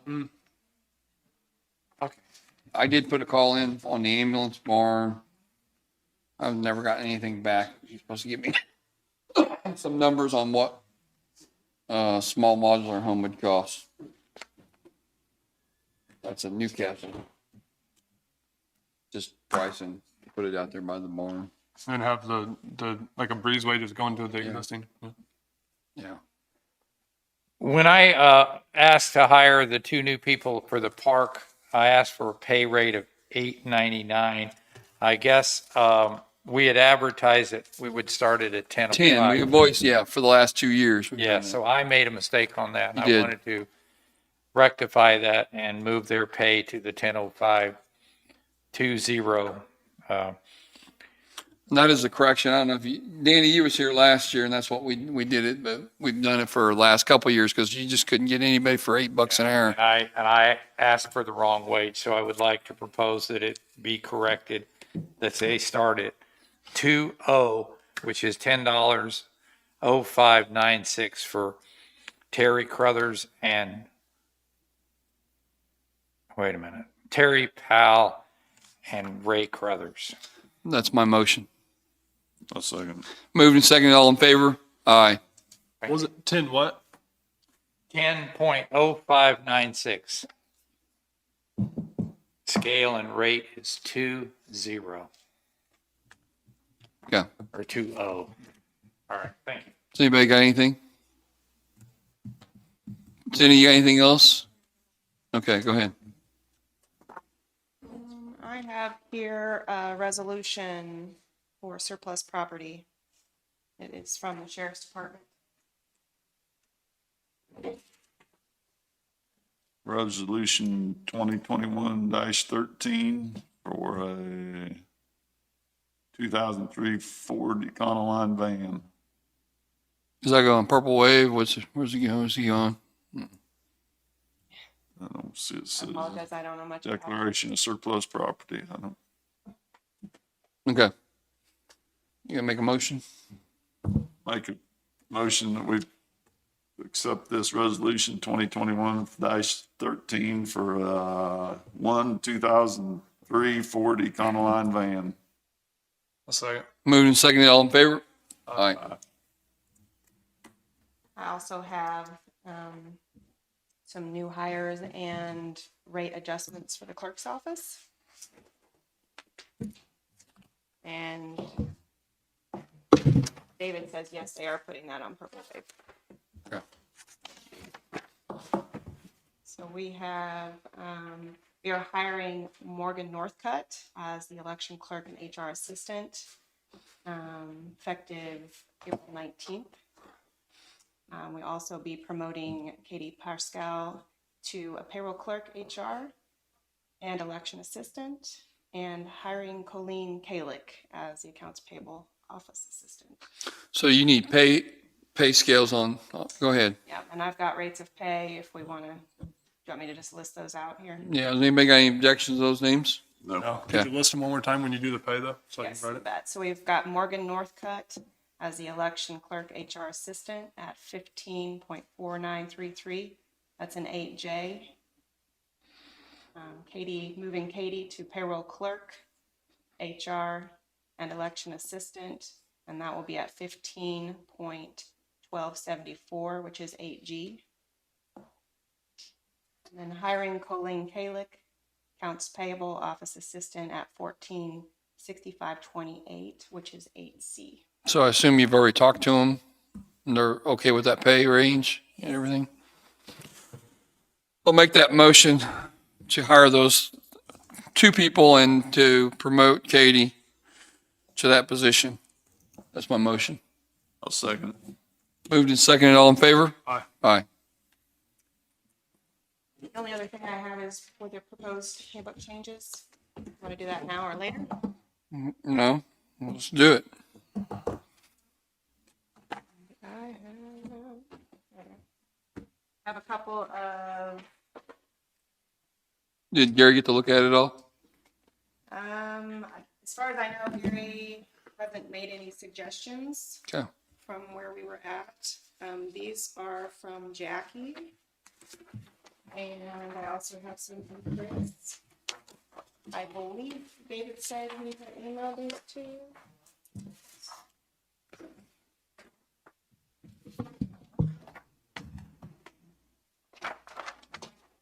I'm not sure if you've had a chance to read over them. Did you see any issues with any of this I HR or anything else issues? I know David's maybe one concern was just being careful to create too much policy within our handbook. We don't want to get too specific. We can have separate policies of ways we handle things, but we want to be careful not to limit ourselves within our handbook, so. So on the Facebook policy, it says procedure to set up official account. So somebody trying to represent us, is that what you're saying? Right. So if we had an employee just set up an account by themselves, yeah, So how they do it? They got to go through you guys? they would need to go through their supervisor, Uh-huh. I think. And probably the clerk's office, just so that we're aware that there is a page.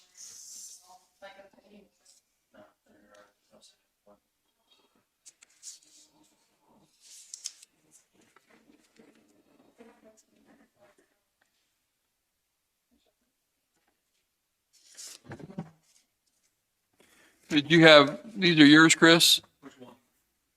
Is this Chris's? Written down, Chris. Oh, these are? We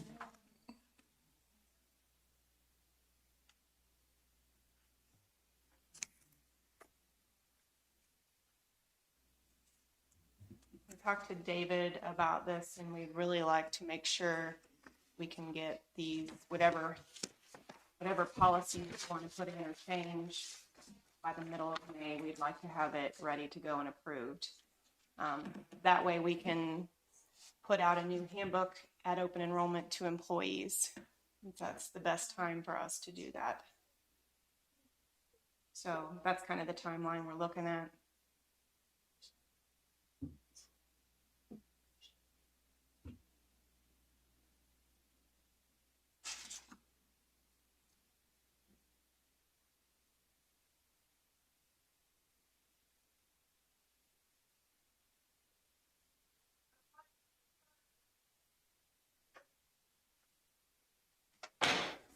Yeah. Did you have any input you want to put in, either one of you? Other than what you've got here? Yeah. Okay. So is your hope to get all this put together and then us to vote on it, or are you trying to get some okay for this now? I'm just looking for guidance right now. And did David already look at it too? Yeah, he did.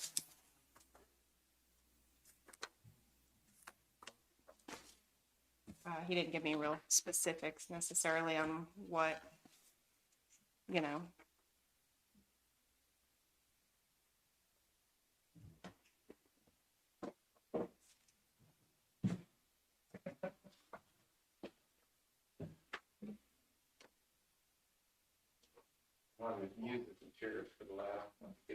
I know.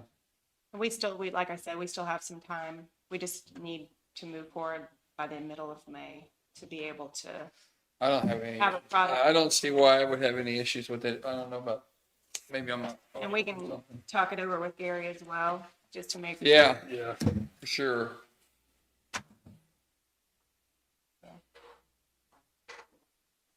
If you guys want to look them over and we can maybe bring it back up, I can send both of these to Gary. Are you okay with it, or you need some more time to do? Oh, I just, what about this, I guess I'm not completely understand as far as what we could do with the vacation. Jackie, can you explain a little bit about, I mean, The vacation. yeah, that they abolish your vacation or something? Oh, that was brought up a few weeks ago.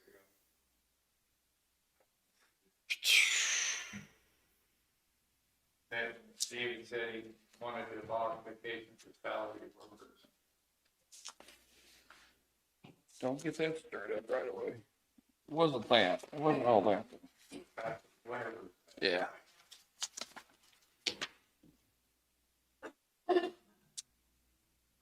I don't know that he was wanting to abolish it. I mean, at least that wasn't my understanding of what it was. Oh, I thought that's what he said directly.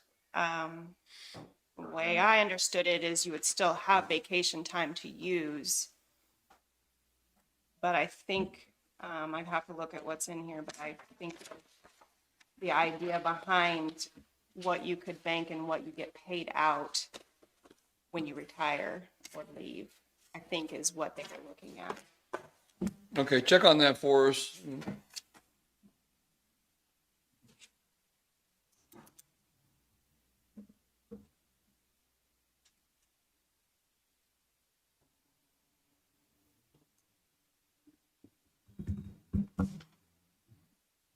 And then of course, let Gary look at it. I don't have any questions. Because we talked about the 40 hours before, had to do something with vacation, work week and all that.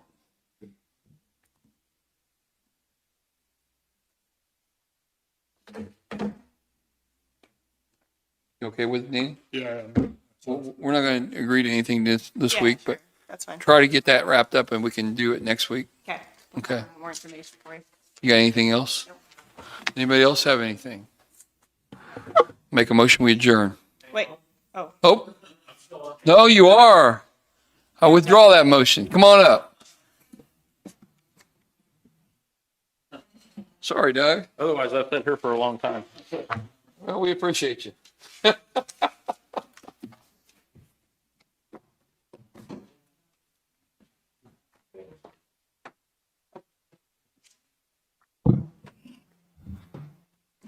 Yeah, let's take a couple minute break.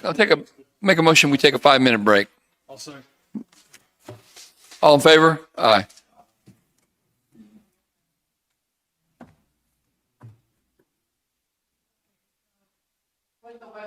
Okay.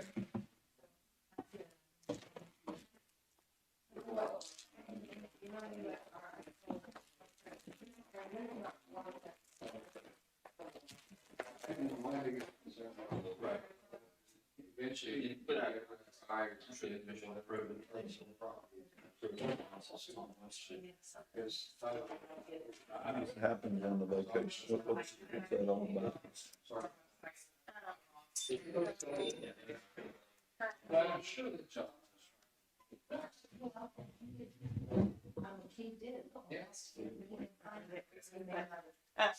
Well, everything's handwritten. currently, keeping your exempt employees out there. And your syndication. And so even the salary. That's part of what's being brought up in the handbook is that a lot of times the salary person doesn't fit. So that's that vacation, a salary person Yeah. paying No, whether or not they're there or not. It's by law, they have. No, I- 40 hours. I think what it's about.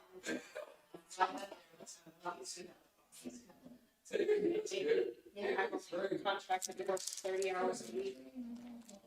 But I still get vacation and I hold vacation. And I don't use it because I'm only here for 6 days a week.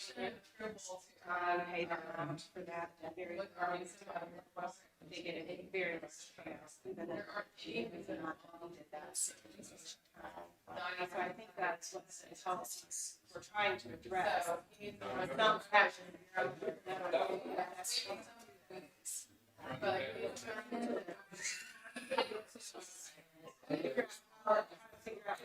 Well, you buy dirt. Dirt's not about. Okay. Yeah, they did a lot of work. Oh, they just you could grow. And what you get paid out at the end. That's just trying to take a look at that. Soybeans, but not all salad use. There are some out there that use it, but some fast go to the far extreme. Yes. And so that's kind of the reason. So that it's only in there really as a discussion to try to figure out, what's the best way to. And then when David said that somebody cashed out 11,000, how was that even possible? Yeah, that's what I said. How's that even possible? I know. Because you never know how people think that. Because, The next like I said, you need to take it. Nobody's monitoring whether Yeah, you're but the taking it or not. maximum carryover is what? Well, it's 120, but at the end of the year, It could be. You could have close to 240. yeah, so you can still gain if you don't use any this year. So there, and plus you can hold 100 in the sick bank, and if you're retired, you get 25% of that as well. So Wow. I don't know, I don't know how you manage that. I'll take me. I'm in tier 1 keepers. So the annual leave that I have and the sick leave that I have that I get paid for at the end of my program counts towards my retirement. So if you cancel that benefit on me, you're canceling a retirement benefit that'll make a significant difference in for the rest of my life, my retirement benefit I get if that's taken away. some discussion about grandfathering in. Yeah, now in tier 2 or tier 3 of keepers, It's not. that's not even applicable because they quit paying for it, so it's just the people that are in tier 1. It's probably the best thing we've ever made. I'm glad you like it. All right, Doug. Okay, the rural fire district. I've given you some information, then I'll just kind of go over it. Linn County Rural Fire District number 1 is comprised of 7 fire stations and an administrative office. Hey, just come up here and sit down. I've had, It's our work thing right here. It's a work thing. I will do that, but I've heard people express concern that when people are sitting up here, the public can't hear, All right, go so. ahead. Yell it out then. So I'm just trying to make sure that they can hear it. The district is overseen by a board of trustees and the board of county commissioners. Fire chief is a part-time employee, and then there's a deputy fire chief who's full-time. All other members of the district are paid per call volunteer, which usually run around 70 to 75 volunteers at any point in time, with a current total allowance of 119 volunteer firefighters, giving us roughly 44 vacancies. Stations are located in Mound City, Pleasanton, Centerville, Parker, Lacine, Prescott, and Blue Mound. Each station has 1 engine, sometimes called a pumper, 1 tender, 1 brush truck, 1 ranger and trailer. 4 of our stations have a SUV that's used for medical response, and then 1 station has a Quint, which is an aerial. 2 of our stations have boats and water rescue equipment. We have a total of 4 boats. The department has 2 administrative vehicles and 1 utility vehicle, which is a pickup truck that's used for delivering supplies and things like that around the different fire stations. So the department has a total of 35 vehicles, which includes the 7 Polaris Rangers, and then the department has 4 boats in addition to that. The Board of Trustees, March 2006, Commissioner Larry Hall and the Board of County Commissioners at the time created a Fire Board of Trustees by Resolution 6-12 that gave all control of the fire district to the Board of Trustees. That included all day-to-day operations, all policy decisions, all financial decisions, all control was given to the board. So the fire chief virtually had little control of the department at that point in time. In June of 2014, the Board of County Commissioners adopted Resolution 2014-13, which in effect turned the operational control of the fire district over to the fire chief and gave the board the authority to monitor all department expenses. The board was still responsible for the budget that's given to the commissioners, and then the board serves as an intermediary between the fire chief and the commissioners. Should somebody have a personnel issue or grievance, they could go to the board for potential resolution instead of coming direct to the commissioners. That resolution was modified in 2015 by Resolution 2015-03, and basically the only change to the previous one was this allowed for more than 15 firefighters in a given station with the approval of the commission. Prior to that, each station was limited to no more than 15 volunteers. Current Fire District Board of Trustee members are Don Profit, the chair, Russell Beth, who's the vice chair and secretary, Eddie Anderson, Mike Verbin, Donnie Rynearson, Jeff Wisdom, and Rodney Benson. Don and Jeff Wisdom serve for Danny. Russell and Donnie serve for Jim, and then Rodney and Eddie serve for Rick. Mike Verbin is the at-large position. Previously, or in the 2006 resolution, there was no cap on volunteers. 5 of the 7 members were volunteer firefighters. 2 were members of the public. The newest resolution requires that no more than 3 members be current firefighters, and the other 4 have to be members of the public. Board meets typically 6 to 8 times a year. Our general schedule is every other month, and then occasionally a special meeting, especially during budget time. And then, since the board members serve with no pay, other than we pay them mileage for coming to meetings, the commission has allowed me over the past several years to make a chili dinner for them at December and provide them with a Christmas dinner. So that's really the only pay they receive for doing all this. I serve as your fire chief. I've been here for, I think, a little over 14 years. We're coming up on 14 years now. I believe that is the longest serving fire chief the district has had in one individual. One half of my salary is paid from the fire district's budget. The other half is paid out of the emergency management budget. I began serving in 2007. For the first 6 years I was here, I spent 70 to 80 hours per week working. Over the 14 years I've been here, I've donated about 15,000 hours of actual overtime to the county in my service, which would at time and a half equate to about 22,500 hours of overtime if I was being paid. Most I worked in a period was 92 and a half hours one week, 86 the next, which is basically putting in over a month's worth of time in 2 weeks. At the request of the county commissioners here a few years back, I was asked to reduce the number of hours I was putting in. So usually I go to work between 9 and 10 a.m. So you may get calls or hear people point out that my vehicle's always sitting in front of my house at 8 or 9 o'clock in the morning. That's because I usually don't come in until 9 or 10 in order to get my hours down closer to 40 hours per week. My first pay increase came in 2014 when I took on some extra duties of a part-time employee that was retiring. Prior to that, I had received no pay raise. Most employees were getting a step increase, but I was not on that system, so therefore I did not get an annual step increase where others were.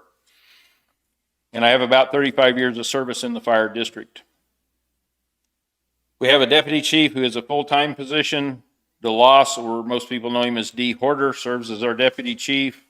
D's responsible for the training efforts of the district. He does volunteer payroll, works to make sure we're completing and meeting state fire reporting requirements. He does all the quality control for the fire reports that are done, maintains all the documents for the entire office, takes care of all the filing and employee records and those kind of activities. He also makes sure that the equipment's maintained, repaired, and ready for service. Works to get all the annual safety inspections done, the pump testing done to meet the state's requirements and the ISO requirements. And then D received his first pay increase in 2014, the same time I did. He and I were both the same prior to that, not receiving any, not being on the county system to do that. We both took on extra duties in order to get that very first pay raise. Now the commission has put our positions in the same with all other county employees, so it's performance-based, and we do have a chance to get an annual pay raise where prior to 2014 we did not. And D has donated quite a few hours to the fire service as well. He comes out nights, weekends, whenever it takes to handle calls. Over on page 3, ISO, that is Insurance Services Office. PPC is the Public Protection Class rating. In July of 2012, our county changed from the assigned 8, 9, 10 rating that we had to a 5, 10 rating. That means anyone who resides within 5 driving miles of a fire district station or the Lynn Valley station, since we have an automatic aid agreement with them, would have an ISO rating of 5, and there's no requirement to have a recognized water supply within 1,000 feet, as it was previously. Anybody that's over 5 miles but within 7 gets a 10W rating, and if you're over 7 driving miles, you get a 10. There's nothing we can do about that. It used to be an 8, 9, 10. It was 8 if you were within 5 driving miles and had a recognized water supply within 1,000 feet of your home. Otherwise, you got a 9, and if you were over 5 miles, it was a 10. That's been a significant savings to the residents of our county who, or at least of our fire district, who live within 5 driving miles of one of our fire stations. Budget. Typically, our budget is difficult to project completely accurately because we've ranged over the past several years anywhere from 300 calls for service to 800 calls for service. The board typically tries to budget for about 550 calls for service. Medical calls, grass fires, what type of grass fire season we have, number of medical calls we have, what type of severe weather season we have. Some years we've been out 2-3 times a week, sometimes multiple times per day on weather calls, which we pay our volunteers for every weather spotting service that they provide to us. Last year, I think I called them out 2 times in the entire season.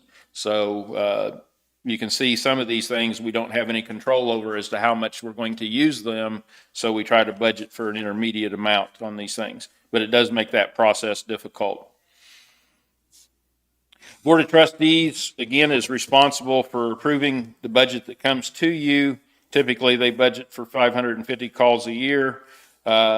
In the 14 years that I have been here as your fire chief, the district has never gone over its budget a single time. We've never had to come back in and ask you for any additional resources. And generally, which you'll see here in a little bit, we usually are able to conserve our funds and transfer them into special equipment, which has allowed us to do things with that. One of the things, or one of the areas where there's been a great deal of confusion and concern by the public is our budget versus the county's procurement procedures. Over the years until 2017, my spending authority was $1,000 without coming in here to get commission approval. So even though you've approved something in the budget for the department to buy, I had to come in and get approval if that purchase went over $1,000. Therefore, I was in about every week asking to buy something. And I don't think it's been clear to the public that that was a requirement of the county's purchasing process, that I was not in here asking to spend more money than you'd already given me in my budget. And we designated not only you, but Jackie and a couple others to increase. Correct. You increased that in 2017, you increased that to $5,000. Prior to that, with 7 stations, if I spent $142.85 on one item, but I needed to buy it for 7 stations, it would require me to come in here and get your approval to spend that $1,000. And I've received complaints on that. My fire board members continue to receive complaints on that. I'm sure you gentlemen receive complaints over that. So I wanted to make sure and be very clear on that. We're just following the rules. We're not asking for more money than you'd already approved us through our budget process. One other thing I think is of significant note here, the fire board, 7-member board that you appoint to oversee the operations of the fire department has the express authority by resolution to review and examine every dime that the fire department spends throughout the year. We take the report generated by the clerk's office as to what we're spending monies on for each purchase and give that to our fire board members so that they can review that, similar to what you get to review as well when you're approving expenditures. And the board has the authority at any time, if they see something on there, to question it, and they can actually request us, and we will provide them the actual invoices for any purchase so that they can see exactly what was bought and what the monies went towards. So I think it's important. That's the only department in the county that I'm aware of that has that oversight on it. My emergency management does it. I'm not aware of any other department in the county that receives the oversight of our expenditures like the fire department does or the fire district does. By statute, the district can assess up to 5 mills for fire protection. If you are asking for more than 5 mills, statute requires a vote of the public to approve that. Our district typically, from what I can remember over the years, runs between 2 and 2.5 mills. I know it's between 2 and 3, and I think typically we're between 2 and 2.5 mills in our annual budget. Volunteer firefighters. Our firefighters are considered a paid per call volunteer. We pay our officers, which would be our captain and lieutenants, $30 for their first 3 hours as a base fee to respond, and non-officers are paid $25 for their first 3 hours. How long has that been in effect? The pay process has been in effect for the 35 years that I've been here. The dollar amount's gone up to keep up with minimum wage.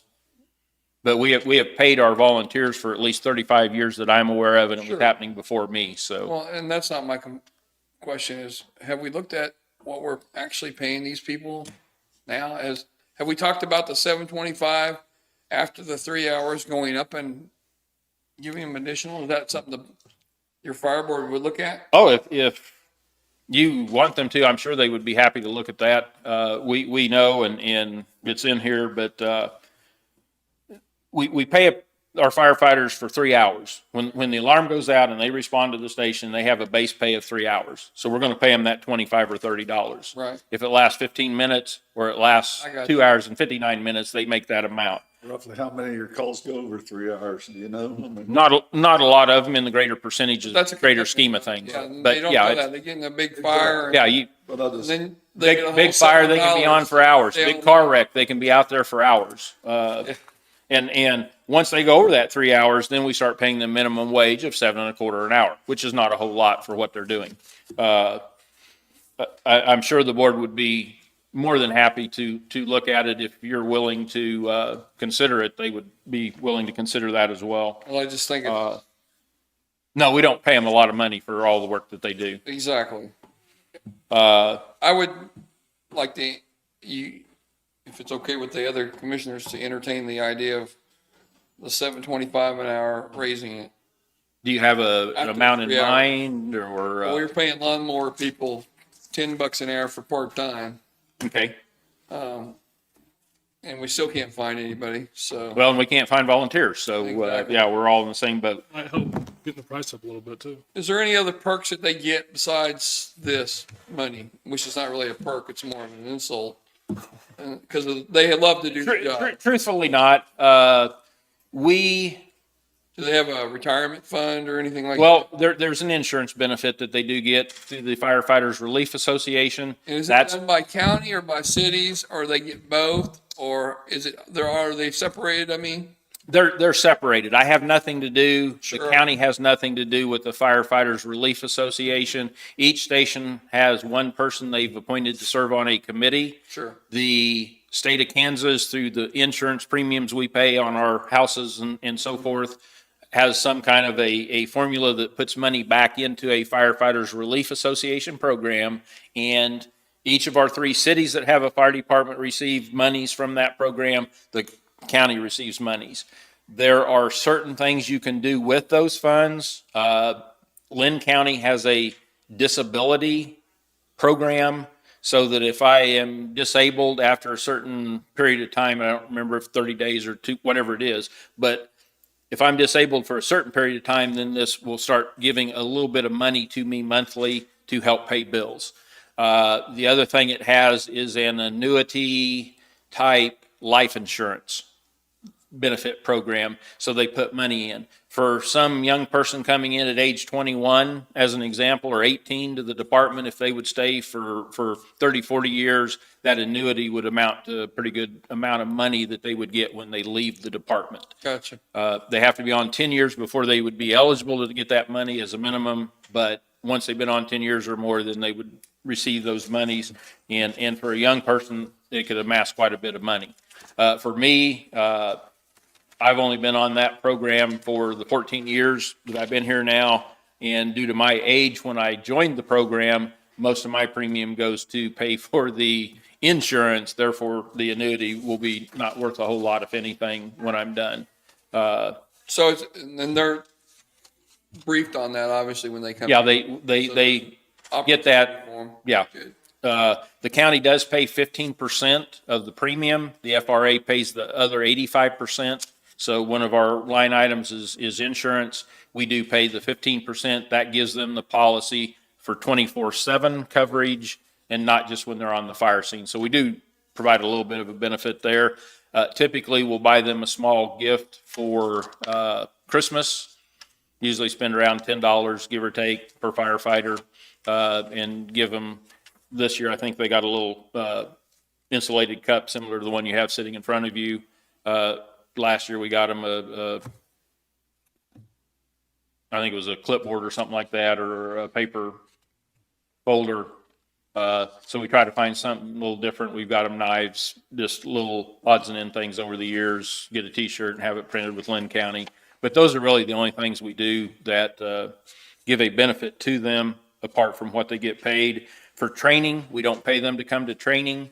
And this was set up years ago, again, before I was here, but the commission made an agreement with the fire board at the time. Back then, it was the station chiefs, they were called, but the top volunteer, the captain, was part of the fire board. They agreed with the commissioners that they would come to training if the commission would give them $50 for the station. And then the station, each time they had training, would get $50, and the station would have a little bit of money they could spend for something. We've maintained that over the years. Now we give them $100 instead of 50, as long as 50% of their volunteers show up to training. Sometimes we don't get that Is that where accomplished. you get but, your dinner that you provide them or something? I provide the fire board with the dinner Okay. that you've authorized me to, and I take that out of our monies. This is budgeted monies we give to them, and then once they get it, they can do anything they want with it. They could have dinner, they could buy a coat. I mean, once they get the money, they can do anything they want. And each station maintains its own personal checking account once we give them that money. We have talked to the firefighters, the board has, about would you rather us pay you to come to training as opposed to doing this? And the consensus every time we've asked them has been, no, let's keep it that way.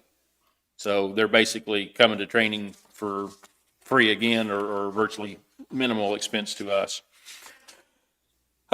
Volunteers put in a significant amount of volunteer or free time and service to the district and to the citizens of the county. They provide local services in their communities. They attend local events, parades, fire safety programs, school activities. They do a lot of work around our stations, cleaning, taking care of the stations, cleaning the equipment, fixing things that go wrong with, lights, replacing lights, doing a few things around the station, which we don't compensate them for any of that type of activity. So they truly spend a lot of time volunteering and doing service for us at no cost. It's a significant commitment that they give to us. They leave their families in the midst of severe weather. We had one volunteer go out to watch weather, and his wife called him and said, you need to get home because our barn just blew away when the tornado went through their area.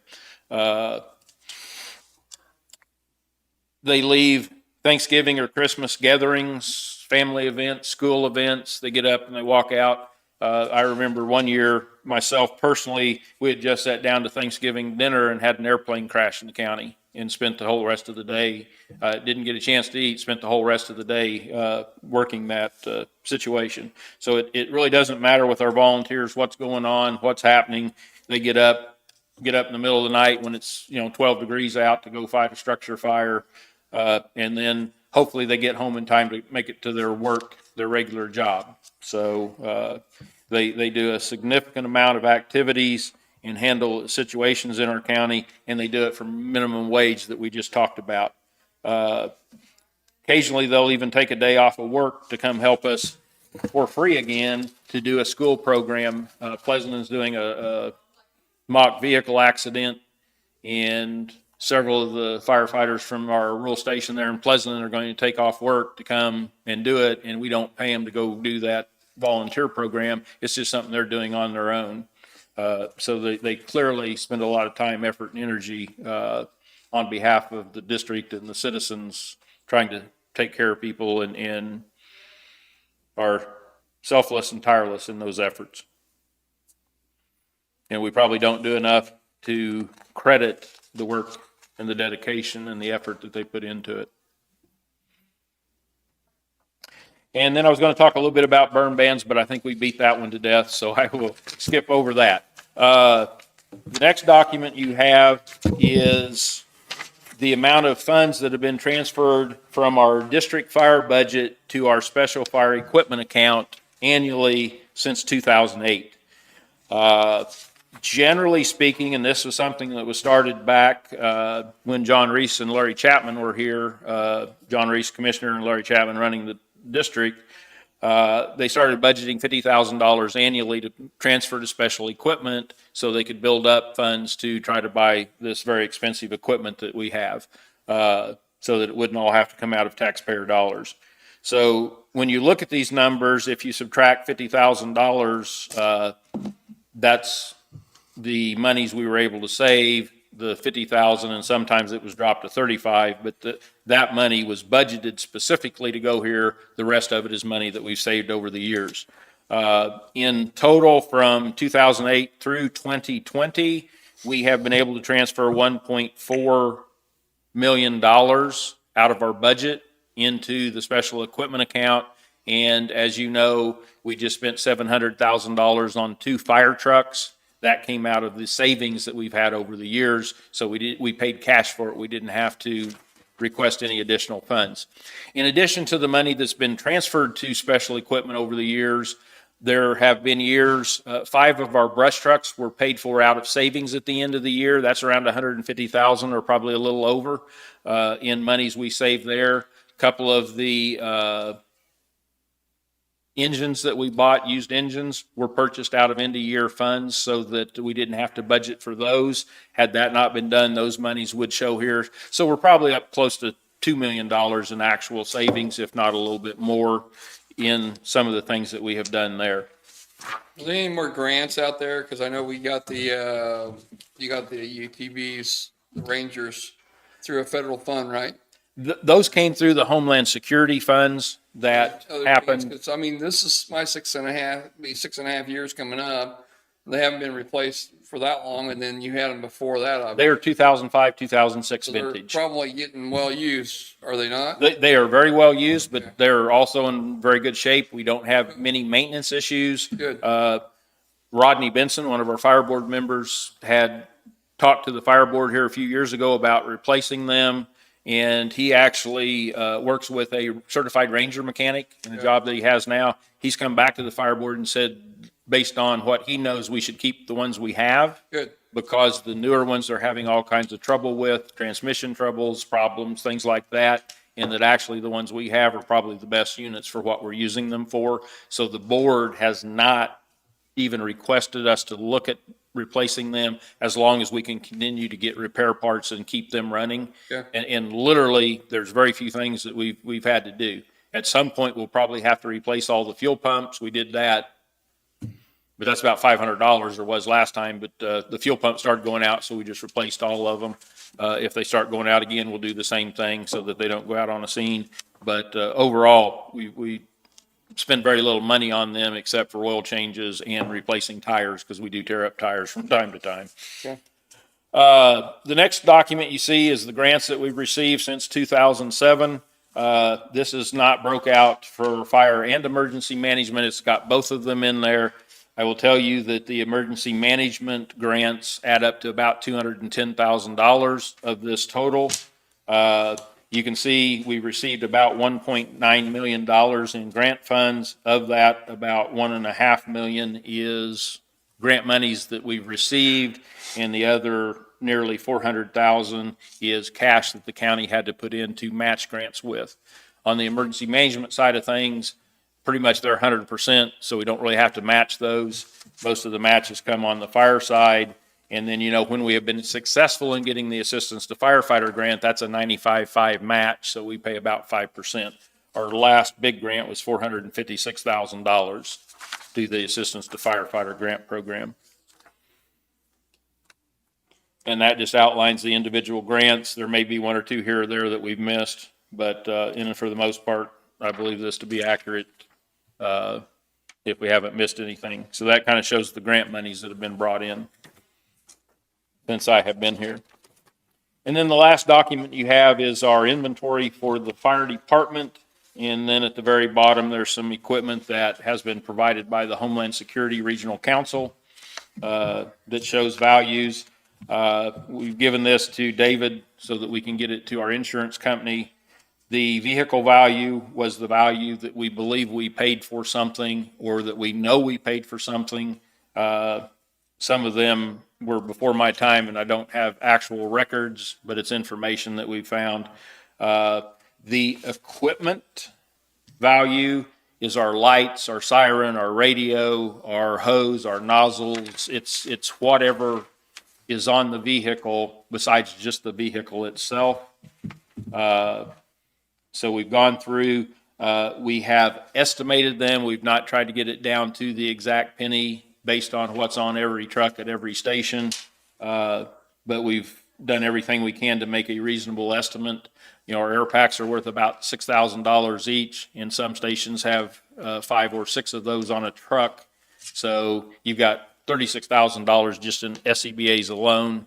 A lot of the SCBA's are being carried in the SUVs. That's why the SUV value is so high.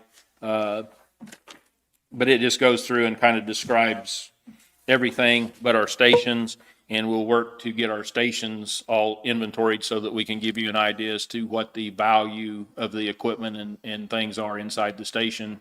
But that's the information on our apparatus itself. So your budget's coming up here when everybody else is. You got any big items you're trying to purchase next year? I have asked the board for their input on that, and they have not yet given it to me. I myself don't or can't think of any specific thing that I'm going to ask the board to purchase. Not to say that they won't come up with something that they think we need to look at. The $10 an hour would be something we'll have to go back and recalculate. So that would cause a bit of an increase, but I think maybe there's some ways to offset that.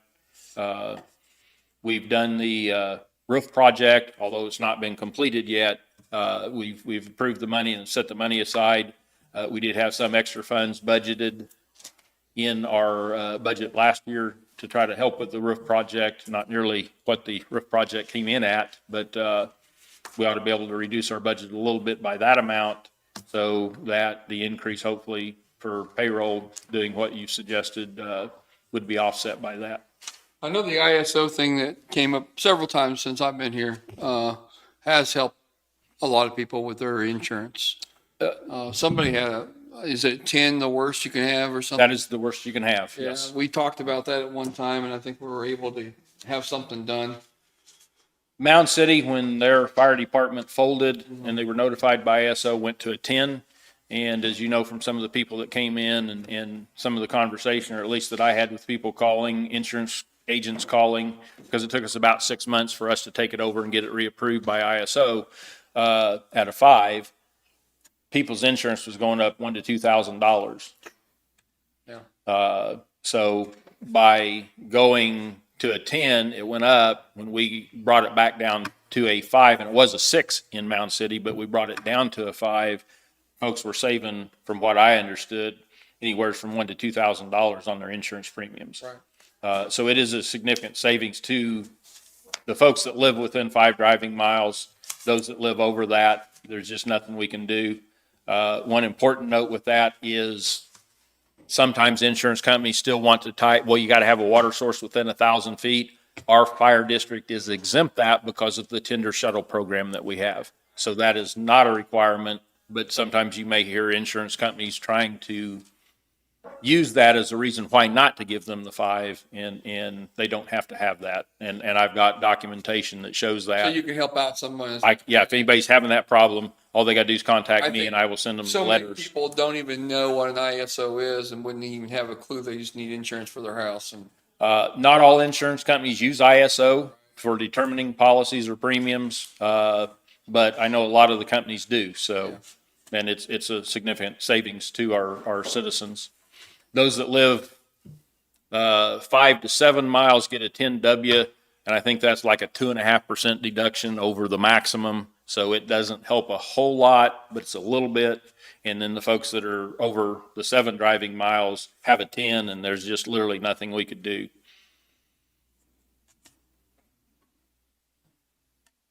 questions?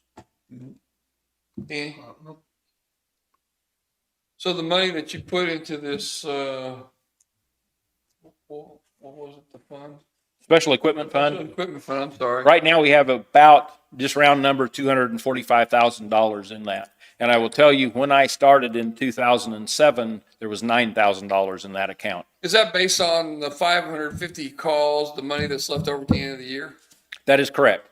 We try to budget for an average amount of calls, 550, because there's going to be 300 I think in the last 3 years, we've done, if I remember my numbers correctly, 425, 432, and 749. So it's all over the place. You can kind of see that in the numbers where, you know, one year we were able to transfer 200,000, and then the next year we're able to transfer 60,000, and we budgeted 50,000 to transfer. So we saved $11,000 this year. It obviously was a busy year.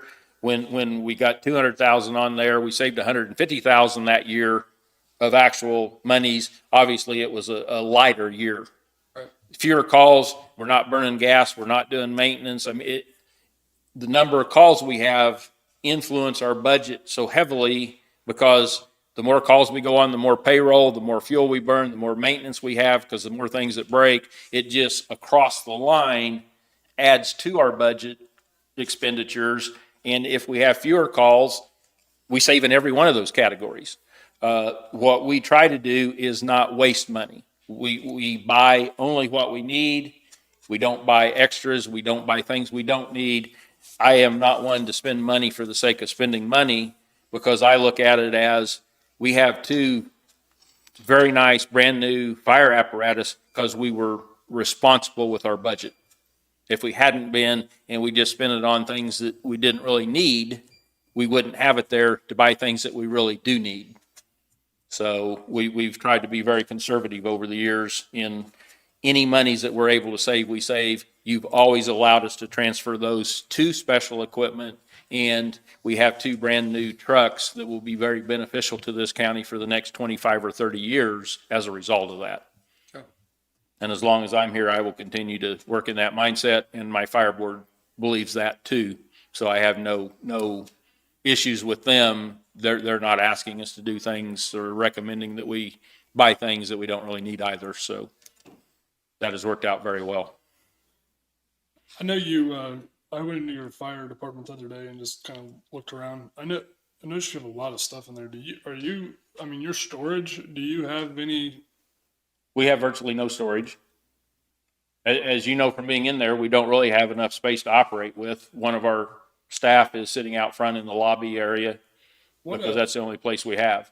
There's that Kwanzaa hut deal behind your building there, and I know that the road district uses that a lot, but last time I was in there was nothing in there.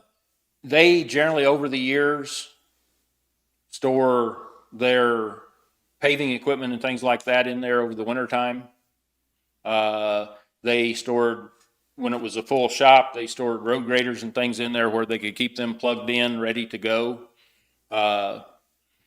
We have that 40-foot container that sits out behind or north of the Quonset hut that's storage, but it draws moisture and things, so it's limited as to what we can store there. Our storage is pretty much upstairs over the offices, and then we store some stuff next door at the fire station. They don't really like it so much, but it's the only other place we have to store things. Just by being in there, if I was in the public, I would probably look at it a little different, just walking in there. I think we need to figure out something for you for your storage, some kind of dry storage, because it just doesn't look good when the public can walk in there and then we have all this, everything's sitting on the floor. I mean, there's a path through there, and I feel bad that you guys have to even deal with that. So a lot of it is rubber gloves, N95 masks. There's hand sanitizer. There's different things that we accumulated for our COVID response and had nowhere to put them. We're in the process of trying to get some of that stuff taken over to the health department's storage area. We have not got that completed. I'd just like to, I'm sure that you're wanting to find a place too, just probably as bad as I am. So it looked pretty crowded in there. It's been that way for almost a year now, so we've kind of gotten accustomed to it, although it is an inconvenience. It's just what we've had to do, and we can't put the masks and the gloves and some of those things into a non-controlled environment or it's going to run them. So, and until recently, the health department didn't have any more storage. I mean, we and they both were fighting storage issues. So, what about that mobile command center that sits out there beside? Should we have that underneath a garage or something, or in a shed? The trailer itself. I don't know the answer to that question. I don't know that it's being hurt. Chris or the sheriff aren't here. That's just a place we have that we can store it, that it has some oversight to it and everything. Prior to this, it was being stored on private property. I remember that, yeah. I just know there's a way to get out of the weather until we need it, you know.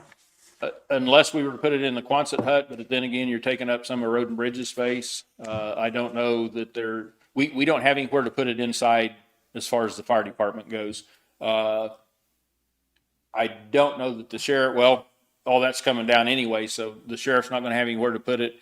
We have talked about, once this new complex is done, moving it from my office over to here, inside an enclosed fence. And I think that would still be part of our plan. Therefore, it's in a more secure area than just sitting by my office. But apart from that, there's been no plan that I'm aware of to try to put it inside. Are you guys gonna take, you know, with you being emergency management, are you gonna take that up there to that rally that's gonna be happening in Pleasanton? Will that be on site? That's going to depend on the sheriff's wishes Okay. to a certain extent. If weather looks like it could be an issue, and obviously early June is still in our tornado season, there's a potential that we could have severe weather during the event, then I will have it up there to use for my purposes. Even if the sheriff doesn't want it there, the sheriff may want it there for his purposes, which he sort of alluded to. So it really doesn't matter which one, as long as either one of us needs it there for a function, we will have it there.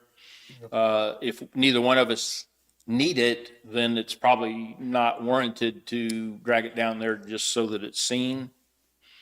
But as long as we have a function for it, we certainly will do that. I have used it at different community events, trying to get people to sign up to our call notification system in the county. I have taken it to the fair. Of course, it usually anymore gives you standard deployment to the fair, but I've gone down there and used it when we have severe weather. And whether it's this event in Pleasanton, whether it's our fair, I don't go down there and tell the fair board, as an example, that you need to shut your fair down and send everybody home because we have severe weather coming at you. What I do is I typically will give them a handheld radio so that I can get immediately a hold of the president and or vice president of the fair board, have them come to my location, and then I will tell them what we have coming at them. And it's up to them to decide what they do with that information. If they decide, well, we're going to put everybody inside, we're going to evacuate, we will let them decide. And that's true of any event organizer, whether it's our fair, whether it's the arts and crafts people. We don't go in there with the mindset of we're going to close you down. We just go in there with the mindset of we're going to try to keep you informed as to what is happening. It's your event. You have to decide what you do with it. We just want you to have good information with which to make those decisions. Yes. So if there's any kind of weather event, I will have it, and I will be there all day for the weather Not event. there? And you head up the volunteer, what's it called? We have a CERT program. Is that what Yeah, you're that's referring what I'm to? about, yeah. Citizens Emergency Response Team. Yeah, That is the national certified program. It has a national curriculum that you teach through that program. We bring people in, citizens, anybody who wants to go through that program, we would bring them in and teach that national certified program to them. Emergency management teaches part of it. We have our volunteer fire service. One of our captains usually comes in and teaches how to use the fire extinguisher, how to do cribbing and blocking. If we had a lot of collapse in town due to a tornado, earthquake, whatever it might be, we kind of teach them how they could do a little bit of cribbing and blocking to free somebody if they were trapped. And then AMR and or our fire service, depending on who we have available. Last time we used AMR, Jeff Boyd came in and helped teach the first aid side of that program. So we're giving them information that they can use. The general guise of it is you can keep your family safe first. We've taught you enough. If you have a grease fire on your kitchen stove, you know how to put it out safely now. We've taught you how to do some basic first aid. So if there is a disaster, there is a problem, you take care of your family, number one. When they're taken care of, then you can go out in your neighborhood if you live in town. Go out into the neighborhood and you take care of your neighborhood until the responders can get to the area. because if we had a tornado here in Mound City that took out the majority of the town, it's going to take a while for us to get roads cleared and get to people with our first responder network. And it's going to take a while our people may be here in 20 to 30 minutes in county. It's going to take a few hours to get people from out of the county here. That CERT team could be mobilized and working and getting their communities taken care of. They're still working in through emergency management. So we know they're there. We know who's there. We know what they're doing. We're looking at, bidding out a trailer and equipping the trailer. The trailer will have some pry bars. It'll have some blocks for cribbing. It'll have some fire extinguishers, the equipment that we've trained them to use, first aid equipment. And I know that I know that COVID's kind of put a deal on a lot of that stuff now, or we're still doing that, obviously. We still will do it. We did not do any training last year. We had it scheduled, and then when COVID hit, we canceled the training. So we're going to do training again. Is that kind of where we're at on? Oh, absolutely. We'll, as soon as we feel we can safely start it up appropriately, with social distancing and the things, we will get it started back up, and we will continue to train, and hopefully we will be able to get a team stood up and fully functional, as some other counties have. And I know that Rick's kind of already asked you in your part. I mean, do you guys have any big plans, maybe like within like the next 3 or 5 years? Do you have like an outlook of, big purchases or ideas or where you want to be with your department? Or I don't have a specific this year, but in the budget last year, we did indicate to you, and I'm trying to go back and remember, but in my opinion, the next 2 apparatus we need to replace are the tenders in Lacine and Mound City. The tender in Lacine does not recirculate water, so it's really virtually worthless to us in the wintertime. It was purchased without a system to recirculate the water, so we can't keep the pump working. Things freeze up, it's just done.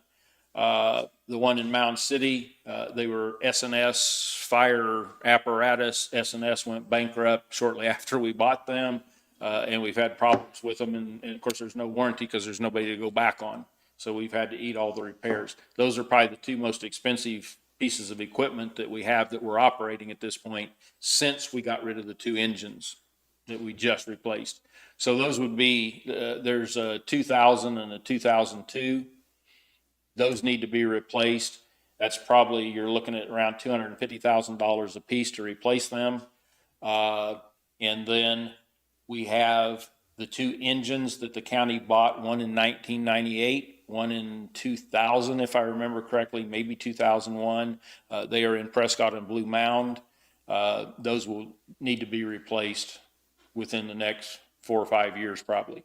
They're still doing pretty good for us. Not costing us a lot, but we're starting to have issues popping up on them more regularly. But we'll get close to 30 years out of those 2, having bought them new, had them here the whole time. And when we're buying the used trucks, we're lucky to get 15 years out of them before we're having to replace them. So, and I know that but again, we just spent $350,000 a piece for the 2 engines we just bought, and the cost keeps going up. I mean, if we replace them in 2 or 3 years, it's probably going to be closer to $400,000 to buy the exact same thing we just bought. That's just a never-ending process. So on your volunteers, I know that they have to be fitted for their gear and all that. With the old gear that hasn't been used in a few years, what do you do with that? Do you just save it, or do you donate it to another? Some of it in the past we've donated. We probably need to look at doing that again with some of our older gear. NFPA says you should replace it every 10 years. So we try to follow that as best we can. The really good gear that's older than 10 years, we still have, and we will put our volunteers in it until we can get gear that fits them. If we don't have gear that's less than 10-year-olds that fit somebody, we hired Jim today, and we don't have any gear that's less than 10 years old to put him in. We'll put him in gear that's more than 10 years old, and then when we do our annual gear purchase, we will buy a set of gear for him so that he's in compliant gear. I would hope, since he's brand new, we should not be putting him inside a structure fire and doing some of the things that the gear would protect him for while we're working to get him trained and up to speed. But he still in order to do anything on the fire scene, he has to have gear. The structural firefighting gear for a complete ensemble is, give or take, about $3,000. if you look at everything we give the volunteer firefighter, because we also issue some grass gear to them, a radio, a personal alert safety device, we're looking at about $5,600 per firefighter is what it costs just to give them their equipment. So do we interact with other departments that are close around? I know that a lot of people around here are close or volunteer. Do we ever switch out uniform or gear with each other to feed each other's needs, or no? Is that something? No. Would that No, be- we've not specifically done that. We have 3 municipal departments, Lynn Valley, Lacine, and Pleasanton. They generally buy their own gear for their people. Lacine uses black gear, we use yellow gear or tan gear. Pleasanton was using yellow, ours is tan. Not that color makes a whole lot of difference. We have on an occasion where we've had a set of gear that they could use, loaned it to them for a firefighter until they could get gear purchased. We have done that for some of our city municipal departments, but that happens very rarely as well. I don't. Can't think of anything else right now. Jim, No, I mean, Doug, you got anything else? No, I appreciate the support of the commission. The fire board, it's been a pleasure over the years to work with them. I very early on was told how to get around the purchasing policies. Sure. I've had vendors tell me, just let us send you 3 invoices, and my answer has always been no. If it's more than my spending authority, I will come here and I will get permission. And if I don't get permission, we didn't need to buy it anyway. As you know, we've bought gloves. We'll try to, once we get really short on our structure gloves and extrication gloves that we provide, we'll go in and we'll buy a larger quantity, because instead of paying $80 to $100 a pair for a structure glove, a lot of times we can get them down around $45 or $50 a pair when we buy a massive quantity. So we've always come in and tried to do those things to save monies. And I know, like I say, over the years, it's caused issues with the public not understanding that we're spending our budgeted funds that were approved for those things. But I wouldn't change a thing. I'd rather come in here and get beat up for asking you for permission than I would to knowingly do something that I think is unethical by getting multiple invoices and stuff. You should just text me if you need to get rid of some of the COVID stuff, you want to store it in her building, you can. Correct. She's told us that. We're just working to get that accomplished with everything else going on. We pulled some of the stuff out and we've been moving it over there over the past several weeks. We just don't have it all moved. Okay. So, and she's been very gracious with us on that to allow us to put it over there. So That's all I got, Doug. it's 12:50. It's time for my 1 o'clock briefing with KDIM. Thank you. Thank you. I'll put something together for emergency management and bring it over. It won't take near as long, but we'll get something put together and bring it over in the next few weeks. Thank you, Doug. Thank you for your time. Have a good day. Yeah, I'm looking on my schedule, so I didn't cut anybody else off. Barb, you got anything? You want to make a speech or anything? All right, I'll make a motion with adjourn. I'll second. Moved and seconded, all in favor? Aye.